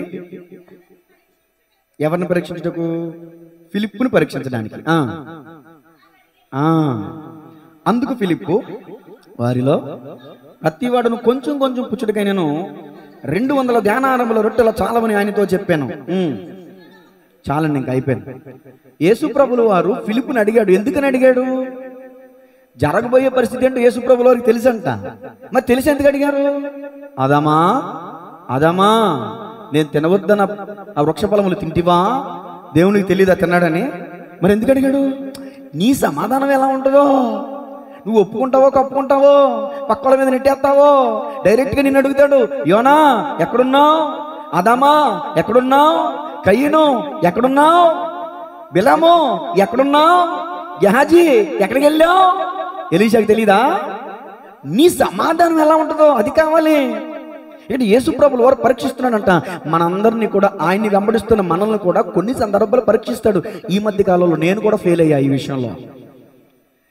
5-6 సంవత్సరాల నుంచి దేవుడు నన్ను పోషించాడు కదా, ఇప్పుడు కొంచెం ఆర్థికంగా ఇబ్బంది పడుతున్నాం కదా, దేవుడు నన్ను ఎందుకు పోషించడు అని ఆయన మీద భారం వేయాలని అనుకోకుండా మళ్ళీ వెనుదిరిగి మోటార్ ఫీల్డ్కి వెళ్ళాలనుకున్నాను, ఏదైనా పని చేయాలనుకున్నాను. అంటే నా అవిశ్వాసం, నా బుద్ధిహీనత. దైవజనులు జఫన్యా శాస్త్రి గారికి వందనాలు తెలియజేస్తాను. ఆయన చెప్పిన ఒక మాట, తెలివి తక్కువ పనులు, వ్యర్థ ప్రయత్నాలు చెయ్యమాకు. ఇదిగో నువ్వు పిడుగులతో నువ్వు పనులు మోసుకుపోతావు అని అంటే గుండెల్లో దిగిపోయింది ఆ మాట నాకు. అప్పటిదాకా ప్రయత్నాలు చేశాను. ఆటో తీసుకుందామా, రెంటో తీసుకుందామా, కొనుక్కుందామా, కారు తీసుకుందామా, ఎన్నో రకాలు. ఏంటంటే ఈ మధ్య కొంచెం ఫైనాన్షియల్గా ఇబ్బంది అవుతుంది కదా. ఇక్కడ ఫిలిప్పు ఏమనాలి? ఫిలిప్పు ఏంటి ఇక్కడ పరిస్థితి? యేసయ్యకి తెలుసు, పరీక్షిస్తున్నాడంట. అసలు ఫిలిప్పులో ఉన్న విశ్వాసం ఎంతో పరిశీలన చేద్దాం అనుకుంటే ఫిలిప్ ఏమనాలి? ధర్మశాస్త్రం ఎరిగినాడు కదా, మోషే ధర్మశాస్త్ర ప్రవక్తల గురించి ఎరిగినవాడు కదా. అయ్యా నీకు ఇది సాధ్యమా? నీకు అసాధ్యమా? ఎర్ర సముద్రం 2 పాయలు చేసావు, ఆకాశం నుంచి మన్నాను కురిపించావు, బండ నుంచి నీటిని ప్రవహింపజేసావు, నిన్నగాక మొన్న కానా విందులో నీళ్లను ద్రాక్షారసంగా మార్చావు. అది అద్భుతాన్ని కన్నులారా చూశాడు ఫిలిప్పు. కొన్ని విన్నాడు, ధర్మశాస్త్రాన్ని చదవడం ద్వారా కొన్ని సంగతులు తెలుసుకున్నాడు. తన కన్నులారా కానా విందులో నీటిని ద్రాక్షారసంగా మార్చబడిన అద్భుతాన్ని కన్నులారా చూసి, ఇప్పుడు కొన్ని రొట్టెలే ఉన్నాయి, కొన్ని చేపలే ఉన్నాయి. అయితే ఫిలిప్ ఏమనాలి? సమాధానం చెప్పాలి. నీకు అసాధ్యమైంది ఏముందో యేసు ప్రభువా అనాలి. కానీ ఏమంటున్నాడు? ఎంతమంది ఉన్నారు లెక్కలో సీనియర్ అనుకుంటా మనడు. ఎంతమంది ఉన్నారు, ఒక్కొక్కరికి ఎంత ఆహారం కావాలంటే ఇన్ని ధ్యానారాలు కావాలి అంటున్నాడు. లెక్కలేస్తున్నాడు అవిశ్వాసంతో. ఏం చేస్తున్నాడంటే దేవుని ఎద్దకు వచ్చేవాడు ఎలా రావాలి? ఆయన ఉన్నాడనియో, ఆయనను వెతుకు వాడికి ఫలము దయచేవాడనియో నమ్మవలను కదా. విశ్వాసం లేకుండా దేవునికి ఇష్టడైండుట అసాధ్యము కదా. సింహపు పిల్లలైనా కొదువగలిగి ఆకలిగొనునా, సింహపు పిల్లలై చప్పట్లో కొదువగలిగి ఆకలిగొనినా, నీ పిల్లలు వాటి కంటే శ్రేష్ఠులే గదా, నీవున్నంత వరకు. హల్లెలూయా. టైం అయిపోతుంది కాబట్టి పాడట్లేదు. ఎడికి చెప్పండి, దేవుని స్తోత్రం చెప్పండి. ఏమండే ఇజ్రాయేలీలు మాంసం కావాలంటే పూరేళ్ళని పంపించలేదండి, మాంసం పంపలేదా, పోషించలేదా, వస్త్రం చిరిగిపోలేదంట, చెప్పులు దిగిపోలేదంట. అప్పుడు ఫిలిప్పు ఈ మాట అనాలి, నీ ఇంట్లో కూడా అమ్మా, మీ ఇంట్లో కూడా ఆర్థికపరమైన ఇబ్బంది వచ్చినప్పుడు ఇంతవరకు పోషించిన వాడు ఇక ముందు అరచు కాకి పిల్లలకు ఆహారం పెట్టువాడు ఆయన. గట్టిగా చెప్పట్లు కొడుతూ, అరచు పిల్ల కాకులకును ఆహారము తానేచు. అంటే అరచు అంటే ప్రార్థన. నువ్వు ప్రార్థన చేయక నువ్వు పొందుకోలేకపోతున్నావు, మీరు అడగక పొందుకోలేకపోతున్నారు. దేవుని యందు విశ్వాసం ఉంచండి, ప్రార్థించండి. అడుగు ప్రతి వాడును అడుగు వాటిని నమ్మి పొంది ఉన్నామని నమ్మి ప్రార్థన చేయాలి. సరే, 4 మాట అయిపోయింది. ఆఖరి మాట చెప్తున్నాను, 2 నిమిషాలు ముగించేస్తాను. మొదటి మాట ఏంటో చెప్పండి. ప్రభు పిలుపుని విని యేసయ్యను వెంబడించిన ఫిలిప్పు. రెండో మాట, వెదికే హృదయం కలిగి ఉన్న ఫిలిప్పు. టైటిల్ చెప్పలేదు కదా, రాసుకోండి. వెదికే హృదయం కలిగి ఉన్న ఫిలిప్పు. రెండో మాట ఏంటంటే వెదికే హృదయం కలిగి ఉన్న ఫిలిప్పు. మూడో మాట, ఆత్మల పట్ల భారం కలిగి ఉన్న ఫిలిప్పు. శిష్యుల గురించి మిమ్మల్ని ఎవరిని అడిగితే అనర్ఘంగా చెప్పగలగాలి. ఆత్మల పట్ల భారం కలిగి ఉన్న ఫిలిప్పు. 4వ మాట, యేసు చేత పరీక్షింపబడిన ఫిలిప్పు. మనం కూడా పరీక్షించబడతాం. ఆయా సందర్భాల్లో మనకు కూడా ఒడిదుడుకులు వస్తాయి. అన్ని రోజులు ఒకలా ఉండవు. ఈరోజు సమృద్ధి ఉంటుంది, రేపొద్దున ఏమీ లేని పరిస్థితి ఉంటుంది. అప్పుడే నీ విశ్వాసం ఏంటో దేవుడు చూస్తాడు. నేను ఒక మాట అడుగుతాను, గిఫ్ట్ చెప్పాలి. నీకు రోజు టీచర్స్ లెసన్ చెప్తారు కదమ్మా, చెప్తారు కదా. ఓ మనోజ్ ఏం చెప్తారు రోజు? ఇప్పుడు మైకులు కూడా పెడతారు కదా, పాపం వాళ్ళకు కూడా ఇలా మైకులు పెట్టి చెప్తున్నారు కదా, రోజు మాట్లాడతారు. మీరేం చేస్తారు? వింటారు. పరీక్షల రోజులో పరీక్ష రాస్తున్నప్పుడు మీ మాస్టర్లు మీ దగ్గరికి వచ్చి ఏమైనా మాట్లాడతారా? మౌనంగా ఉంటారు, అంతే. అంతేనా? మీరు రాసుకోవాలి. దేవుడు కూడా పరీక్ష కాలంలో మౌనంగానే ఉంటాడు. నువ్వు అనుకుంటావు దేవుడు ఉన్నాడా, ఉంటే నాకు ఎందుకు ఈ పరిస్థితి అనుకుంటావు. కానీ పరీక్ష అది. ఆ పరీక్షలో పాస్ అయితేనే నెక్స్ట్ స్టెప్. అగ్నిగుండలో పాస్ అయ్యారు కాబట్టి ఇంకా హెచ్చించబడ్డారు. దానియేలు సింహాల బోన్లో పాస్ అయ్యాడు కాబట్టి శ్రమ పొందిన తర్వాత ఇంకా ఆశీర్వదించబడ్డాడు, డెవలప్ అయ్యాడు, దేవునికి మహిమ కలిగింది. ఒకటి, శ్రమ పొందినప్పుడు ఆ శ్రమ ద్వారా దేవుడు మహిమపరచబడతాడు, నువ్వు ఆశీర్వదించబడతావు. అబ్రహాముకు పరీక్ష వచ్చింది, నీ కుమారుడు నాకు ఇచ్చేయి. ఆలోచించాడా? వెనుదీశాడా? ఇవ్వడానికి సిద్ధపడ్డాడు. ఆశీర్వాదం వచ్చిందా లేదా?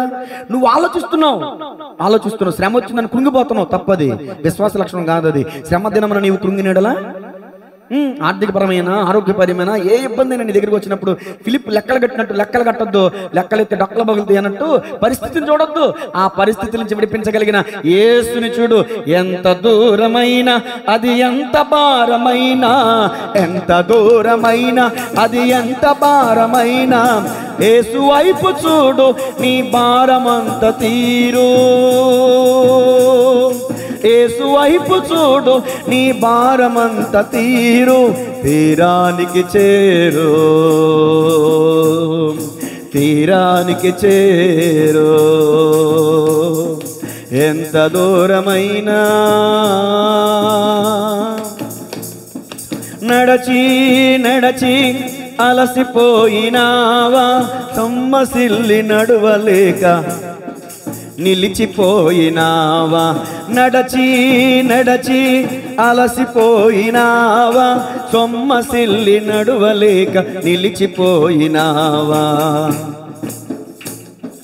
నజరేయుడేసుని ముందు నడువగా, నజరేయుడేసుని ముందు నడువగా, యేసు వైపు చూడు నీ భారమంత తీరు. యేసు వైపు చూడు నీ భారమంత తీరు. తీరానికి చేరు, తీరానికి చేరు. ఎంత దూరమైనా అది ఎంతో భారమైనా, ఎంత దూరమైనా అది ఎంత భారమైన. పాడండి. యేసు వైపు చూడు నీ భారమంత, యేసు వైపు చూడు నీ భారమంత తీరు. తీరానికి చేరు, తీరానికి చేరు. హల్లెలూయా. సమయం అయింది, ముగించేయమంటారా? ఇంకో మాట చెప్పమంటారా? మయా దేవుడు మిమ్మల్ని దీవించును గాక. 5వ మాట రాసుకోండి. 5వ మాట, తండ్రిని కనుపరచమని అడిగిన ఫిలిప్పు. తండ్రిని కనుపరచమని అడిగిన ఫిలిప్పు. ఈ సందేహం మనందరిలో కూడా ఉంటుంది. ఇప్పుడు చదువుకుందాం, చాలా ఇంపార్టెంట్. ప్రస్తుతం ఉన్న పరిస్థితులకి సరిపోల్చదగిన మాట ఇది. యోహాను సువార్త 14:6. యోహాను సువార్త 14:6 నేను చదివేస్తాను, త్వరగా నేను చదివేస్తానమ్మా. సారీ, నాకు ఒక అవకాశం ఇచ్చేయండి. యేసు నేనే మార్గం, సత్యం, జీవం. అందరూ తీసారా? 95వ పేజీ. ఇంపార్టెంట్ అండి, అందరూ తీయాలి, ఇది నేర్చుకోవాలి. ఈ సమయంలో చాలా మంది దుర్బోధకులు యేసు దేవుడు కాదు, యేసు ముష్టివాడు అంటున్నారు. కొంతమంది అందులైన సహోదరులు, వాళ్ళని నేను విమర్శించట్లా, నా ప్రియ సహోదరులే, క్రీస్తునందు విశ్వాసం ఉంచిన వారే. కానీ ఆ సహోదరులు అంటున్నారు యేసు ప్రభు ముష్టివాడు అంటున్నారు, యేసు ప్రభు ప్రవక్త అంటున్నారు, యేసు ప్రభు దేవుడు కాదంటున్నారు, యేసు ప్రభు ఆరాధనకు యోగ్యుడు కాదంటున్నారు. నాకు వేదన ఎక్కువై మాట్లాడుతున్నాను ఈ మాట. అందులైన నా సహోదరులు అంటున్నారు యేసు ప్రభుని ముష్టుడు అని. కాదు, ఆయన ఆరాధనకు యోగ్యుడు అని నిరూపిస్తాను నేను. దేవుని స్తోత్రం చెప్పండి గట్టిగా. యేసు ప్రభులు అన్నారు, యేసు నేనే మార్గము, సత్యము, జీవమును, నా ద్వారానే తప్ప ఎవడును తండ్రి వద్దకు రాడు. మీరు నన్ను ఎరిగి ఉంటేనే నా తండ్రిని ఎరిగిందురు. ఇప్పటి నుండి మీరు ఆయనను ఎరుగుదురు, ఆయనను చూచి ఉన్నారని చెప్పాను. అప్పుడు ఫిలిప్ అంటున్నాడు, ప్రభువా తండ్రిని మాకు కనుపరచుము. అంటే ప్రభును వెంబడిస్తున్నాడు కానీ ప్రభువే తండ్రి అని గమనింపు లేదు, గ్రహింపు లేదు, కళ్ళు తెరవబడలేదు ఫిలిప్కి. ప్రభువే తండ్రి అని గుర్తించలేకపోయిన ఫిలిప్ అంటాడు, అయ్యా మాకు తండ్రిని కనపరచు అని అడుగుతున్నాడు. అప్పుడు యేసు ప్రభుల వారు ఏమన్నారు చూడండి, మాకంతే చాలా నేను ఆయనతో చెప్పగా యేసు ప్రభుల వారు అన్నారు, ఫిలిప్పు నేను ఎంతకాలము మీ యొద్ద ఉండినను నీవు నన్ను ఎరుగవా. ఫిలిప్ ఎవరిని అడిగారు? తండ్రిని చూపించమని. ప్రభు ఏమన్నాడు? నేను ఎంతవరకు నీ దగ్గరే ఉన్నానుగా, నేనే తండ్రిని, ఇంకా నువ్వు ఎరగవా? దాని అర్థం అదే కదా. ఈ గమనింపు గ్రహింపు లేదు చాలా మందికి. తండ్రి వేరు, కుమారుడు వేరు, పరిశుద్ధాత్ముడు వేరు అని అనుకున్నారు. ముగ్గురు వ్యక్తులు అనుకున్నారు. దేవుడు వ్యక్తి కాదు, శక్తి. గట్టిగా చప్పట్లు కొడుతూ దేవుని నామమున మహిమపడతా. ఆయన శక్తి.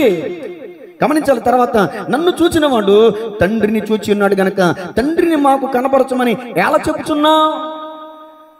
ఇప్పుడు నేను అడుగుతాను, చెప్పండి, తండ్రి పేరేంటి? కుమారుడు పేరేంటి? మరి మా ఆదరణకర్త పేరేంటి? ఇది మీకు తెలిసింది.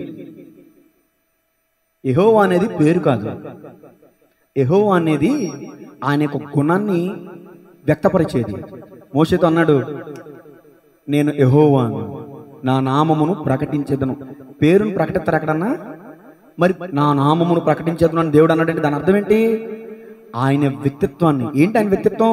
సర్వభౌమాధికారం కలిగిన వాడు, సర్వాధికారం కలిగిన వాడు, నిరంతరము స్తోత్రార్హుడైన వాడు, మహిమానితుడు. ఆయన మహిమ, ఆయన దయ, ఆయన కృప, ఆయన ప్రేమ, ఆయనకు గుణాలను ప్రకటించడమే యెహోవా. నా నామమును ప్రకటించడం అంటే నా గుణాలను ప్రచురించడం అని అర్థం. యెహోవా అనేది తండ్రి పేరు అని మీరు అనుకున్నారు. తండ్రి పేరేంటి తెలుసా అసలు మీకు? తెలియదు ఇప్పుడు వరకు. తండ్రి పేరేంటి చెప్పనా? షాక్ తింటారు మీరు. చదవండి ఆ వాక్యం, యోహాను సువార్త. ఈ రెఫరెన్స్ రాసుకోండి. అలాంటి మన అందులైన సహోదరులు కనిపించినప్పుడు ఈ రెఫరెన్స్ తీసి లెఫ్ట్ అండ్ రైట్ ఇవ్వండి. యోహాను సువార్త 5:43. యోహాను సువార్త, నేను నా తండ్రి నామమున వచ్చి ఉన్నాను. ఇప్పుడు ఎవరు మాట్లాడారు ఈ మాట? యేసు ప్రభులు వారు అంటున్నారు. నేను యేసు ప్రభుని అనుకోండి, నా వైపు చూడండి అందరూ. మీతో నేను చెప్తున్నా, నేను నా తండ్రి నామమున వచ్చి ఉన్నాను. ఏ పేరు మీద వచ్చారు ఆయన ఇక్కడికి? ఆ పేరేంటి? లాజిక్ మీరు మిస్ అయిపోతున్నారు. దేవుని దూత ప్రత్యక్షమై సర్వోన్నతుని శక్తి నిన్ను కమ్ముకున్నాను, నీకు ఒక కుమారుడు పుడతాడు, ఆ కుమారుడికి నీవు నేను చేసిన పేరు పెడతాను. అది ఆ పేరు ఎక్కడి నుంచి వచ్చింది? పరలోకం నుంచి వచ్చింది. అది పరలోకం నుంచి వచ్చిన యేసు అనే పేరు తండ్రిది. యేసు ప్రభులు వారు ఏమన్నారు తెలుసా? నేను నా తండ్రి నామమున వచ్చినాను. ఏ పేరుతో వచ్చారు ప్రభు ఇక్కడికి, భూమి మీదకి? యేసు అనే పేరుతో వచ్చారు. ఇప్పుడు యేసు అనే పేరు ఎవరిదే? తండ్రిది. ఈ లాజిక్ నీకు అర్థమైతే యేసు ప్రభుని అలా అనో. దేవునికి మహిమ కలుగును గాక. యేసు ప్రభులు వారి పేరేంటి మరి? అది కూడా తెలీదా? చూద్దాం. యోహాను సువార్త 14:26. ఇదేంటి కొత్తగా ఉందనుకుంటున్నారా? మీరు సరిగ్గా చదవక. ఆదరణకర్త అనగా తండ్రి నా నామమున చాలు. ఇప్పుడు నా వైపు చూడండి. మీ అందరికీ నేను యేసు ప్రభుని ఏమండి, మీ అందరికీ నేను చెప్తున్నా, ఇదిగో ఆదరణకర్త అనగా నా నామమున పంపబోవు పరిశుద్ధాత్మ. నేను వెళ్ళిపోయిన తర్వాత పరిశుద్ధాత్మ వస్తాడు కదా, నేను వెళ్ళాక పంపబోవు అంటే ఆ పరిశుద్ధాత్మ అనేది ఎవరి పేరు? మీరు కన్ఫ్యూజ్గా ఉండొద్దు, మీకు క్లారిటీ లేకపోతే అడిగాను చెప్పేస్తా. యేసు అనేది ఎవరి పేరు? అది క్లారిటీ అయింది కదా. ఇప్పుడు యేసు ప్రభువు వారు అంటున్నారు ఆదరణకర్త అనగా తండ్రి నా నామమున పంపబోవు పరిశుద్ధాత్మ. అంటే పరిశుద్ధాత్మ అనేది ఎవరి నామం? ఇప్పుడు కొట్టాలి గట్టిగా చప్పట్లో. యేసునామము జయం జయము, సాతాను శక్తుల్ లయం లయము. యేసునామము జయం జయము, సాతాను శక్తుల్ లయం లయము. హల్లెలూయా హోసన్నా హల్లెలూయా పాడాలి. హల్లెలూయా ఆమేన్ ఆమేన్. హల్లెలూయా హోసన్నా హల్లెలూయా ఆమేన్ హల్లెలూయా. స్టీవెన్సన్ గారు పాట రాశారు, కొట్టొద్దు. యేసు అనే నీ పేరు ఎడారిలో సెలయేరు, నన్ను ప్రత్యేకించిన తీరు ఎవరు వర్ణించలేరు. యేసు అనే నీ పేరు ఎడారిలో సెలయేరు అంటే గమనించాలి. యేసు ప్రభులు వారేమో నేను నా తండ్రి నామమున వచ్చునని అన్నారు, ఒకటి. రెండు, నా నామమున పంపబోవు పరిశుద్ధాత్మ. చెప్పండి, తర్వాత యేసు ప్రభువు వారు చనిపోయి పునరుద్ధానుడి తిరిగి వెళ్ళిపోయిన తర్వాత వచ్చిన పరిశుద్ధాత్మ అనేది ఎవరి నామం? యెహోవా, తండ్రి అయిన యెహోవా అని పిలువబడిన ఆయనకున్న బిరుదని చెప్పన పరిశుద్ధుడు. ఇప్పుడు చాలా మంది యేసు ప్రభుని ప్రవక్తగా చూపించాలనుకుంటున్నారు. యేసు ప్రభుని ప్రవక్త. నేను అంటాను ఒక ప్రశ్న, ఏ ప్రవక్తలోనైనా పరిశుద్ధ గ్రంథంలో కావచ్చు, ఖురాన్లో కావచ్చు, ఏ ప్రవక్తలోనైనా కన్యకు పుట్టినవాడుగా ఎవరైనా ఉన్నారా? చెప్పండి. కన్యకు పుట్టిన ప్రవక్త ఎవరైనా ఉన్నారా? తండ్రి ప్రమేయం లేకుండా లేరు. నెంబర్ 2, ప్రవక్తల్లో ఎవరైనా చనిపోయి పునరుద్ధానుడై తిరిగి లేచిన వాళ్ళు ఎవరైనా ఉన్నారా? లేరు. ఆ తర్వాత మూడో మాట, ఒకటి కన్యకు పుట్టుండాలి, 2 పునరుద్ధానుడై ఉండాలి, 3 పరిశుద్ధత.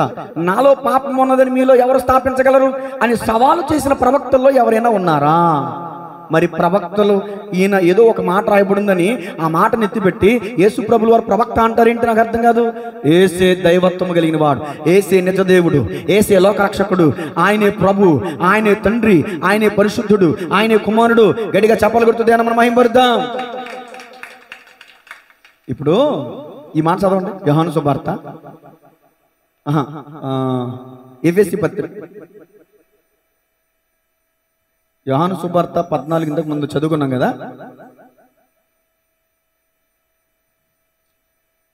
రెఫరెన్స్ నేను రాలే తర్వాత మీకు ఇస్తాను, ఓకే? నా వైపు చూడండి. మార్కు 16లో ఉంటుంది అనుకుంటా. చూడండి మార్కు 16లో చివరిలో యేసు ప్రభులు వారి శిష్యులకు చెప్తారు, మీరు సర్వలోకమునికి వెళ్ళి సర్వ సృష్టికి సువార్తను ప్రకటించండి, నా తండ్రి యొక్క కుమారుని యొక్క పరిశుద్ధాత్మ యొక్క నామములో అనే మాట ఎక్కడ ఉంది చూడండి. మార్కు 16లో లేదు. సరే, తర్వాత మీకు నేను రెఫరెన్స్ ఇస్తాను. ఉందమ్మా? ఎక్కడుంది? తండ్రి కుమార పరిశుద్ధాత్మ అని ఎక్కడుంది? అక్కడ లేదు. సరే, దేవుని స్తోత్రం చెప్పండి గట్టిగా. నా వైపు చూడండి. యేసు ప్రభులు వారి శిష్యులకు ఏం చెప్పారంటే, తండ్రి యొక్కయు కుమారుని యొక్కయు పరిశుద్ధాత్మని యొక్క నామములో బాప్తిస్మం ఉండని చెప్పారు. నామములు అని అన్నారా? నామము అని మాత్రమే ఉంది. మీకు రిఫరెన్స్ గ్రూప్లో పెడతాను, ఓకేనా? నాతో చెప్పండి మాట. తండ్రి యొక్కయు కుమారుని యొక్కయు పరిశుద్ధాత్మని యొక్కయు నామము అంటే ముగ్గురు నామము ఒకటే. ఏంటది? యెహోవా పరిశుద్ధుడు, యెహోవా పరిశుద్ధుడు, యెహోవా పరిశుద్ధుడు అని మానక రేయి మవళ్ళు దోతలు దేవుణ్ణి స్తుతిస్తున్నారంట, కొనియాడుతున్నారంట, గణపరుస్తున్నారంట, మహింపరుస్తున్నారంట. దేవునికి స్తోత్రం చెప్పండి గట్టిగా. ఇప్పుడు నేను ఎక్కడున్నానండి? నేను ఎంతమందిని? ఒక్కడనే కదా, కానీ నాలో 3 భాగాలు ఉన్నాయి. ఏం చెప్పగలరా? శరీరం, ప్రాణం, ఆత్మ. ఈ మూడింట్లో ఏ ఒక్కటి లేకపోయినా నేను లేను. అలాగే దేవుడు కూడా త్రిత్వమై ఉన్నారు, కానీ ఆయన ఒక్కడే ప్రభు, ఒక్కటే విశ్వాసం, ఒక్కడే తండ్రి. దేవుని స్తోత్రం చెప్పండి గట్టిగా. ముగింపు మాటలు చూడండి. యేసు ప్రభులు వారు పునరుద్ధానుడి తిరిగి లేచిన తర్వాత ఫిలిప్పు క్రీస్తు యొక్క ప్రత్యక్షతను పొందుకుని నూతన శక్తిని పొందుకుని యేసే క్రీస్తుని ప్రకటించి చివరికి తలక్రిందులుగా వేలాడదీబడి కొరడాలతో కొట్టబడి చీల మండలలోను తొడలలోను మేకులు కొట్టబడి రక్తము కాచుచు క్రీస్తు కొరకు హతసాక్షి అయిపోయాడంట ఫిలిప్పు. ఆఖరిసరిగా గట్టిగా చప్పలు కొడుతుంది అని మనం మహింపరుద్దాం. తలలు వంచని ప్రార్థన చేసుకుందాం. యేసు ప్రభులు వారు ప్రవక్త అని చాలా మంది బోధిస్తున్న వాళ్ళకి ఈరోజు దేవుని వాక్యం సమాధానం ఇచ్చింది. ప్రవక్త అయితే ప్రవక్తలో కన్యకు పుట్టిన వాళ్ళు ఎవరైనా ఉన్నారా? ప్రవక్త అయితే పరిశుద్ధుడిని అని చెప్పుకున్న వాళ్ళు ఎవరైనా ఉన్నారా? ప్రవక్త అయితే చనిపోయి తిరిగి లేచిన వాళ్ళు ఎవరైనా ఉన్నారా? కన్యకు పుట్టింది యేసు ప్రభులు వారు మాత్రమే. పరిశుద్ధుణ్ణి, నాలో పాపం లేదని నిరూపించండి అని చెప్పింది, సవాలు చేసింది యేసు ప్రభు ఒక్కడే. ఆయన దేవుడు. ఇదిగో అబ్రహాము దేవునికి మ్రొక్కి అని మాట్లాడుతుంది. అలాగే కుష్ఠరోగి యేసు ప్రభు దగ్గరికి వెళ్ళి ఆయనకు మ్రొక్కి అని ఉంటుంది. ఆయనకు మ్రొక్కి అంటే ఆయన ఆరాధించడం. అపోస్తులు ఆయనకు మ్రొక్కారు. మొక్కడం అంటే ఆరాధించడం, సేవించడం. యేసు ప్రభులు వారిని సేవించకూడదు అనేటటువంటి అందులైనటువంటి సహోదరులు చాలా మంది లేకపోలేదు. ఏసే మార్గం, ఏసే సత్యం, ఏసే జీవం. ఆయనే తండ్రి, ఆయనే కుమారుడు, ఆయనే పరిశుద్ధాత్మ. 3 విధాలుగా ఆయన సందర్భాలుగా కనిపించారు అంతే. ఆయన ఎన్ని రకాలుగా కనిపించగలరు. ఆయన చనిపోయి తిరిగి లేచిన తర్వాత మారుగాసులో కూడా కనిపించాడు శిష్యులకి, అమ్మాయిదారులు వెళ్తున్న శిష్యులకి. అంత మాత్రాన ఆ రూపంలో దేవుడు ఉన్నాడైనా? రూపం లేనివాడైనా, ఆకారం లేనివాడైనా, శక్తి. ఆయన వ్యక్తి కాదు, శక్తి. నీ రూపంలో కూడా ప్రత్యక్షం అవ్వగలడు ఆయన. ఆయన అగ్ని స్వరూపుడు. నా మాట అగ్ని వంటిది కాదా? ఆయన అగ్ని స్వరూపుడు. దయచేసి గమనించాలి. అనేకమైన ప్రశ్నలకి దేవుడు సమాధానం ఇచ్చాడు. ఈరోజు ప్రార్థన చేద్దాం. తలలు వంచండి, ప్రార్థన చేద్దాం. ఫిలిప్పు పిలువబడ్డాడు.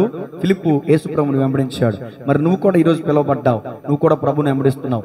ఫిలిప్పు ప్రభును కనుగొన్నాడంట. నిజమే, ఈయన నిజముగా ధర్మశాస్త్రం చెప్పినట్లుగా, ప్రవక్తలు చెప్పినట్లుగా ఈయనే ఆ మెస్సియా అని కనుగొన్నాడు. మరి నువ్వు కనుగొన్నావా?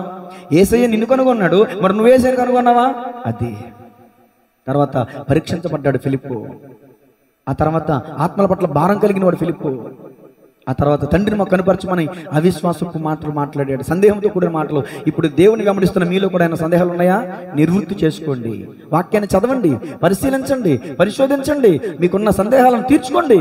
అంతే తప్ప ఏదో అందరూ నమ్ముకున్నారు, నేను నమ్ముకున్నాను అంటూ నమ్ముకో. యేసు ప్రభునే. నా తల్లిదండ్రులు నమ్ముకున్నారు కనుక నేను కూడా నమ్ముకున్నాను అనొద్దు. నువ్వు పుట్టు క్రైస్తవుడు అయితే నువ్వు క్రైస్తవుడు కాదు. నువ్వు కనుగొన్నప్పుడే, యేసుని కనుగొన్నప్పుడే నువ్వు క్రైస్తవుడివి. కనుగొను, వెతుకు, పరిశీలించు, హిస్టరీకి వెళ్ళు, చారిత్రాత్మకమైన సంగతులను పరిశీలించు. హిస్టారికల్ గా క్రీస్తుల గురించిన ఛాయలు ఎలా ఉన్నాయో చూడు. పూర్వపు సంగతులను ఆలోచించు. ఒక్క మానవుడి నుంచే మనందరం వచ్చాం. ఒక్క మనిషి నుంచే, ఆదాము సంతతిమైన వారందరమే మనందరం కూడా. సైంటిస్టులు కూడా చెప్తున్నారు ఈ రోజున, ఒక్క తల్లి నుంచే మనందరం వచ్చాము అని. మనందరిలో ఉన్న బ్లడ్ డిఎన్ఏ టెస్ట్ చేస్తే తేలిన ఫలితార్థం ఇదే. ఒక్క తల్లి సంతానమే మనుషులందరూ కూడా. కోతి నుంచి పుట్టిన వాళ్ళం కాదు. ప్రార్థన చేద్దాం. మనకి రక్తం లేదు. సాటి మనిషి రక్తం ఎక్కిస్తారా, కోతి రక్తం ఎక్కిస్తారా? కోతి నుంచి పుట్టాంగా మరి కోతి రక్తం ఎక్కించుకుంటారా? కాబట్టి గమనించాలి. విమర్శగా నేను మాట్లాడట్లేదు, కానీ సత్యాన్ని తెలుసుకోండి. దయచేసి కన్నులు తెరుచుకోండి.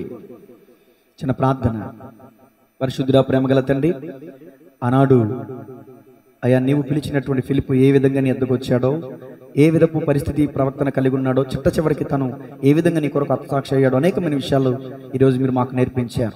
ఆయన గురించిన వాక్యాన్ని ధ్యానిస్తూ మమ్మల్ని మేము పరిశీలన చేసుకునేటటువంటి ధన్యతను మాకు ఇచ్చినందుకు వందనాలు. ఎవరైతే ఫిలిప్పు జీవిత చరిత్రను విని నేను కూడా మారుమనసు పొందాలి, నిజమే నేను కూడా ఆయన కనుగొనాలి అనే తాపత్రయం, ఆలోచన, తృష్ణ బిడ్డలకు దయచేయండి. ఈ లోకంలో ఏదో సంపాదిద్దామని, ఈ లోకంలో ఏదో భూమి క్రింద ఉన్న వాటిని, ఆకాశం క్రింద ఉన్న వాటిని వెతుకుతున్నారు, కానీ ఆకాశం పైన ఉన్న వాటిని వెతకలేకపోతున్నారు ప్రభు. యవన బిడ్డలు మరీ ప్రాముఖ్యంగా అనేక మంది డ్రగ్స్కి లోనైపోయి, అనేక మంది వ్యసనాలకు లోనైపోయి, కొంతమంది ఇదిగో చదువుకి బానిసలైపోయి. చదువు మంచిదే, చదువు ఉండాలి, కానీ అయ్యా నిన్ను ప్రక్కన పెట్టేంత కాదు కదా. ఈరోజు అనేక మంది అయ్యా బైబిల్ని చదవాలి తండ్రి. ఫిలిప్పు వలె పరిశోధించే వారికి మేము ఉండాలి.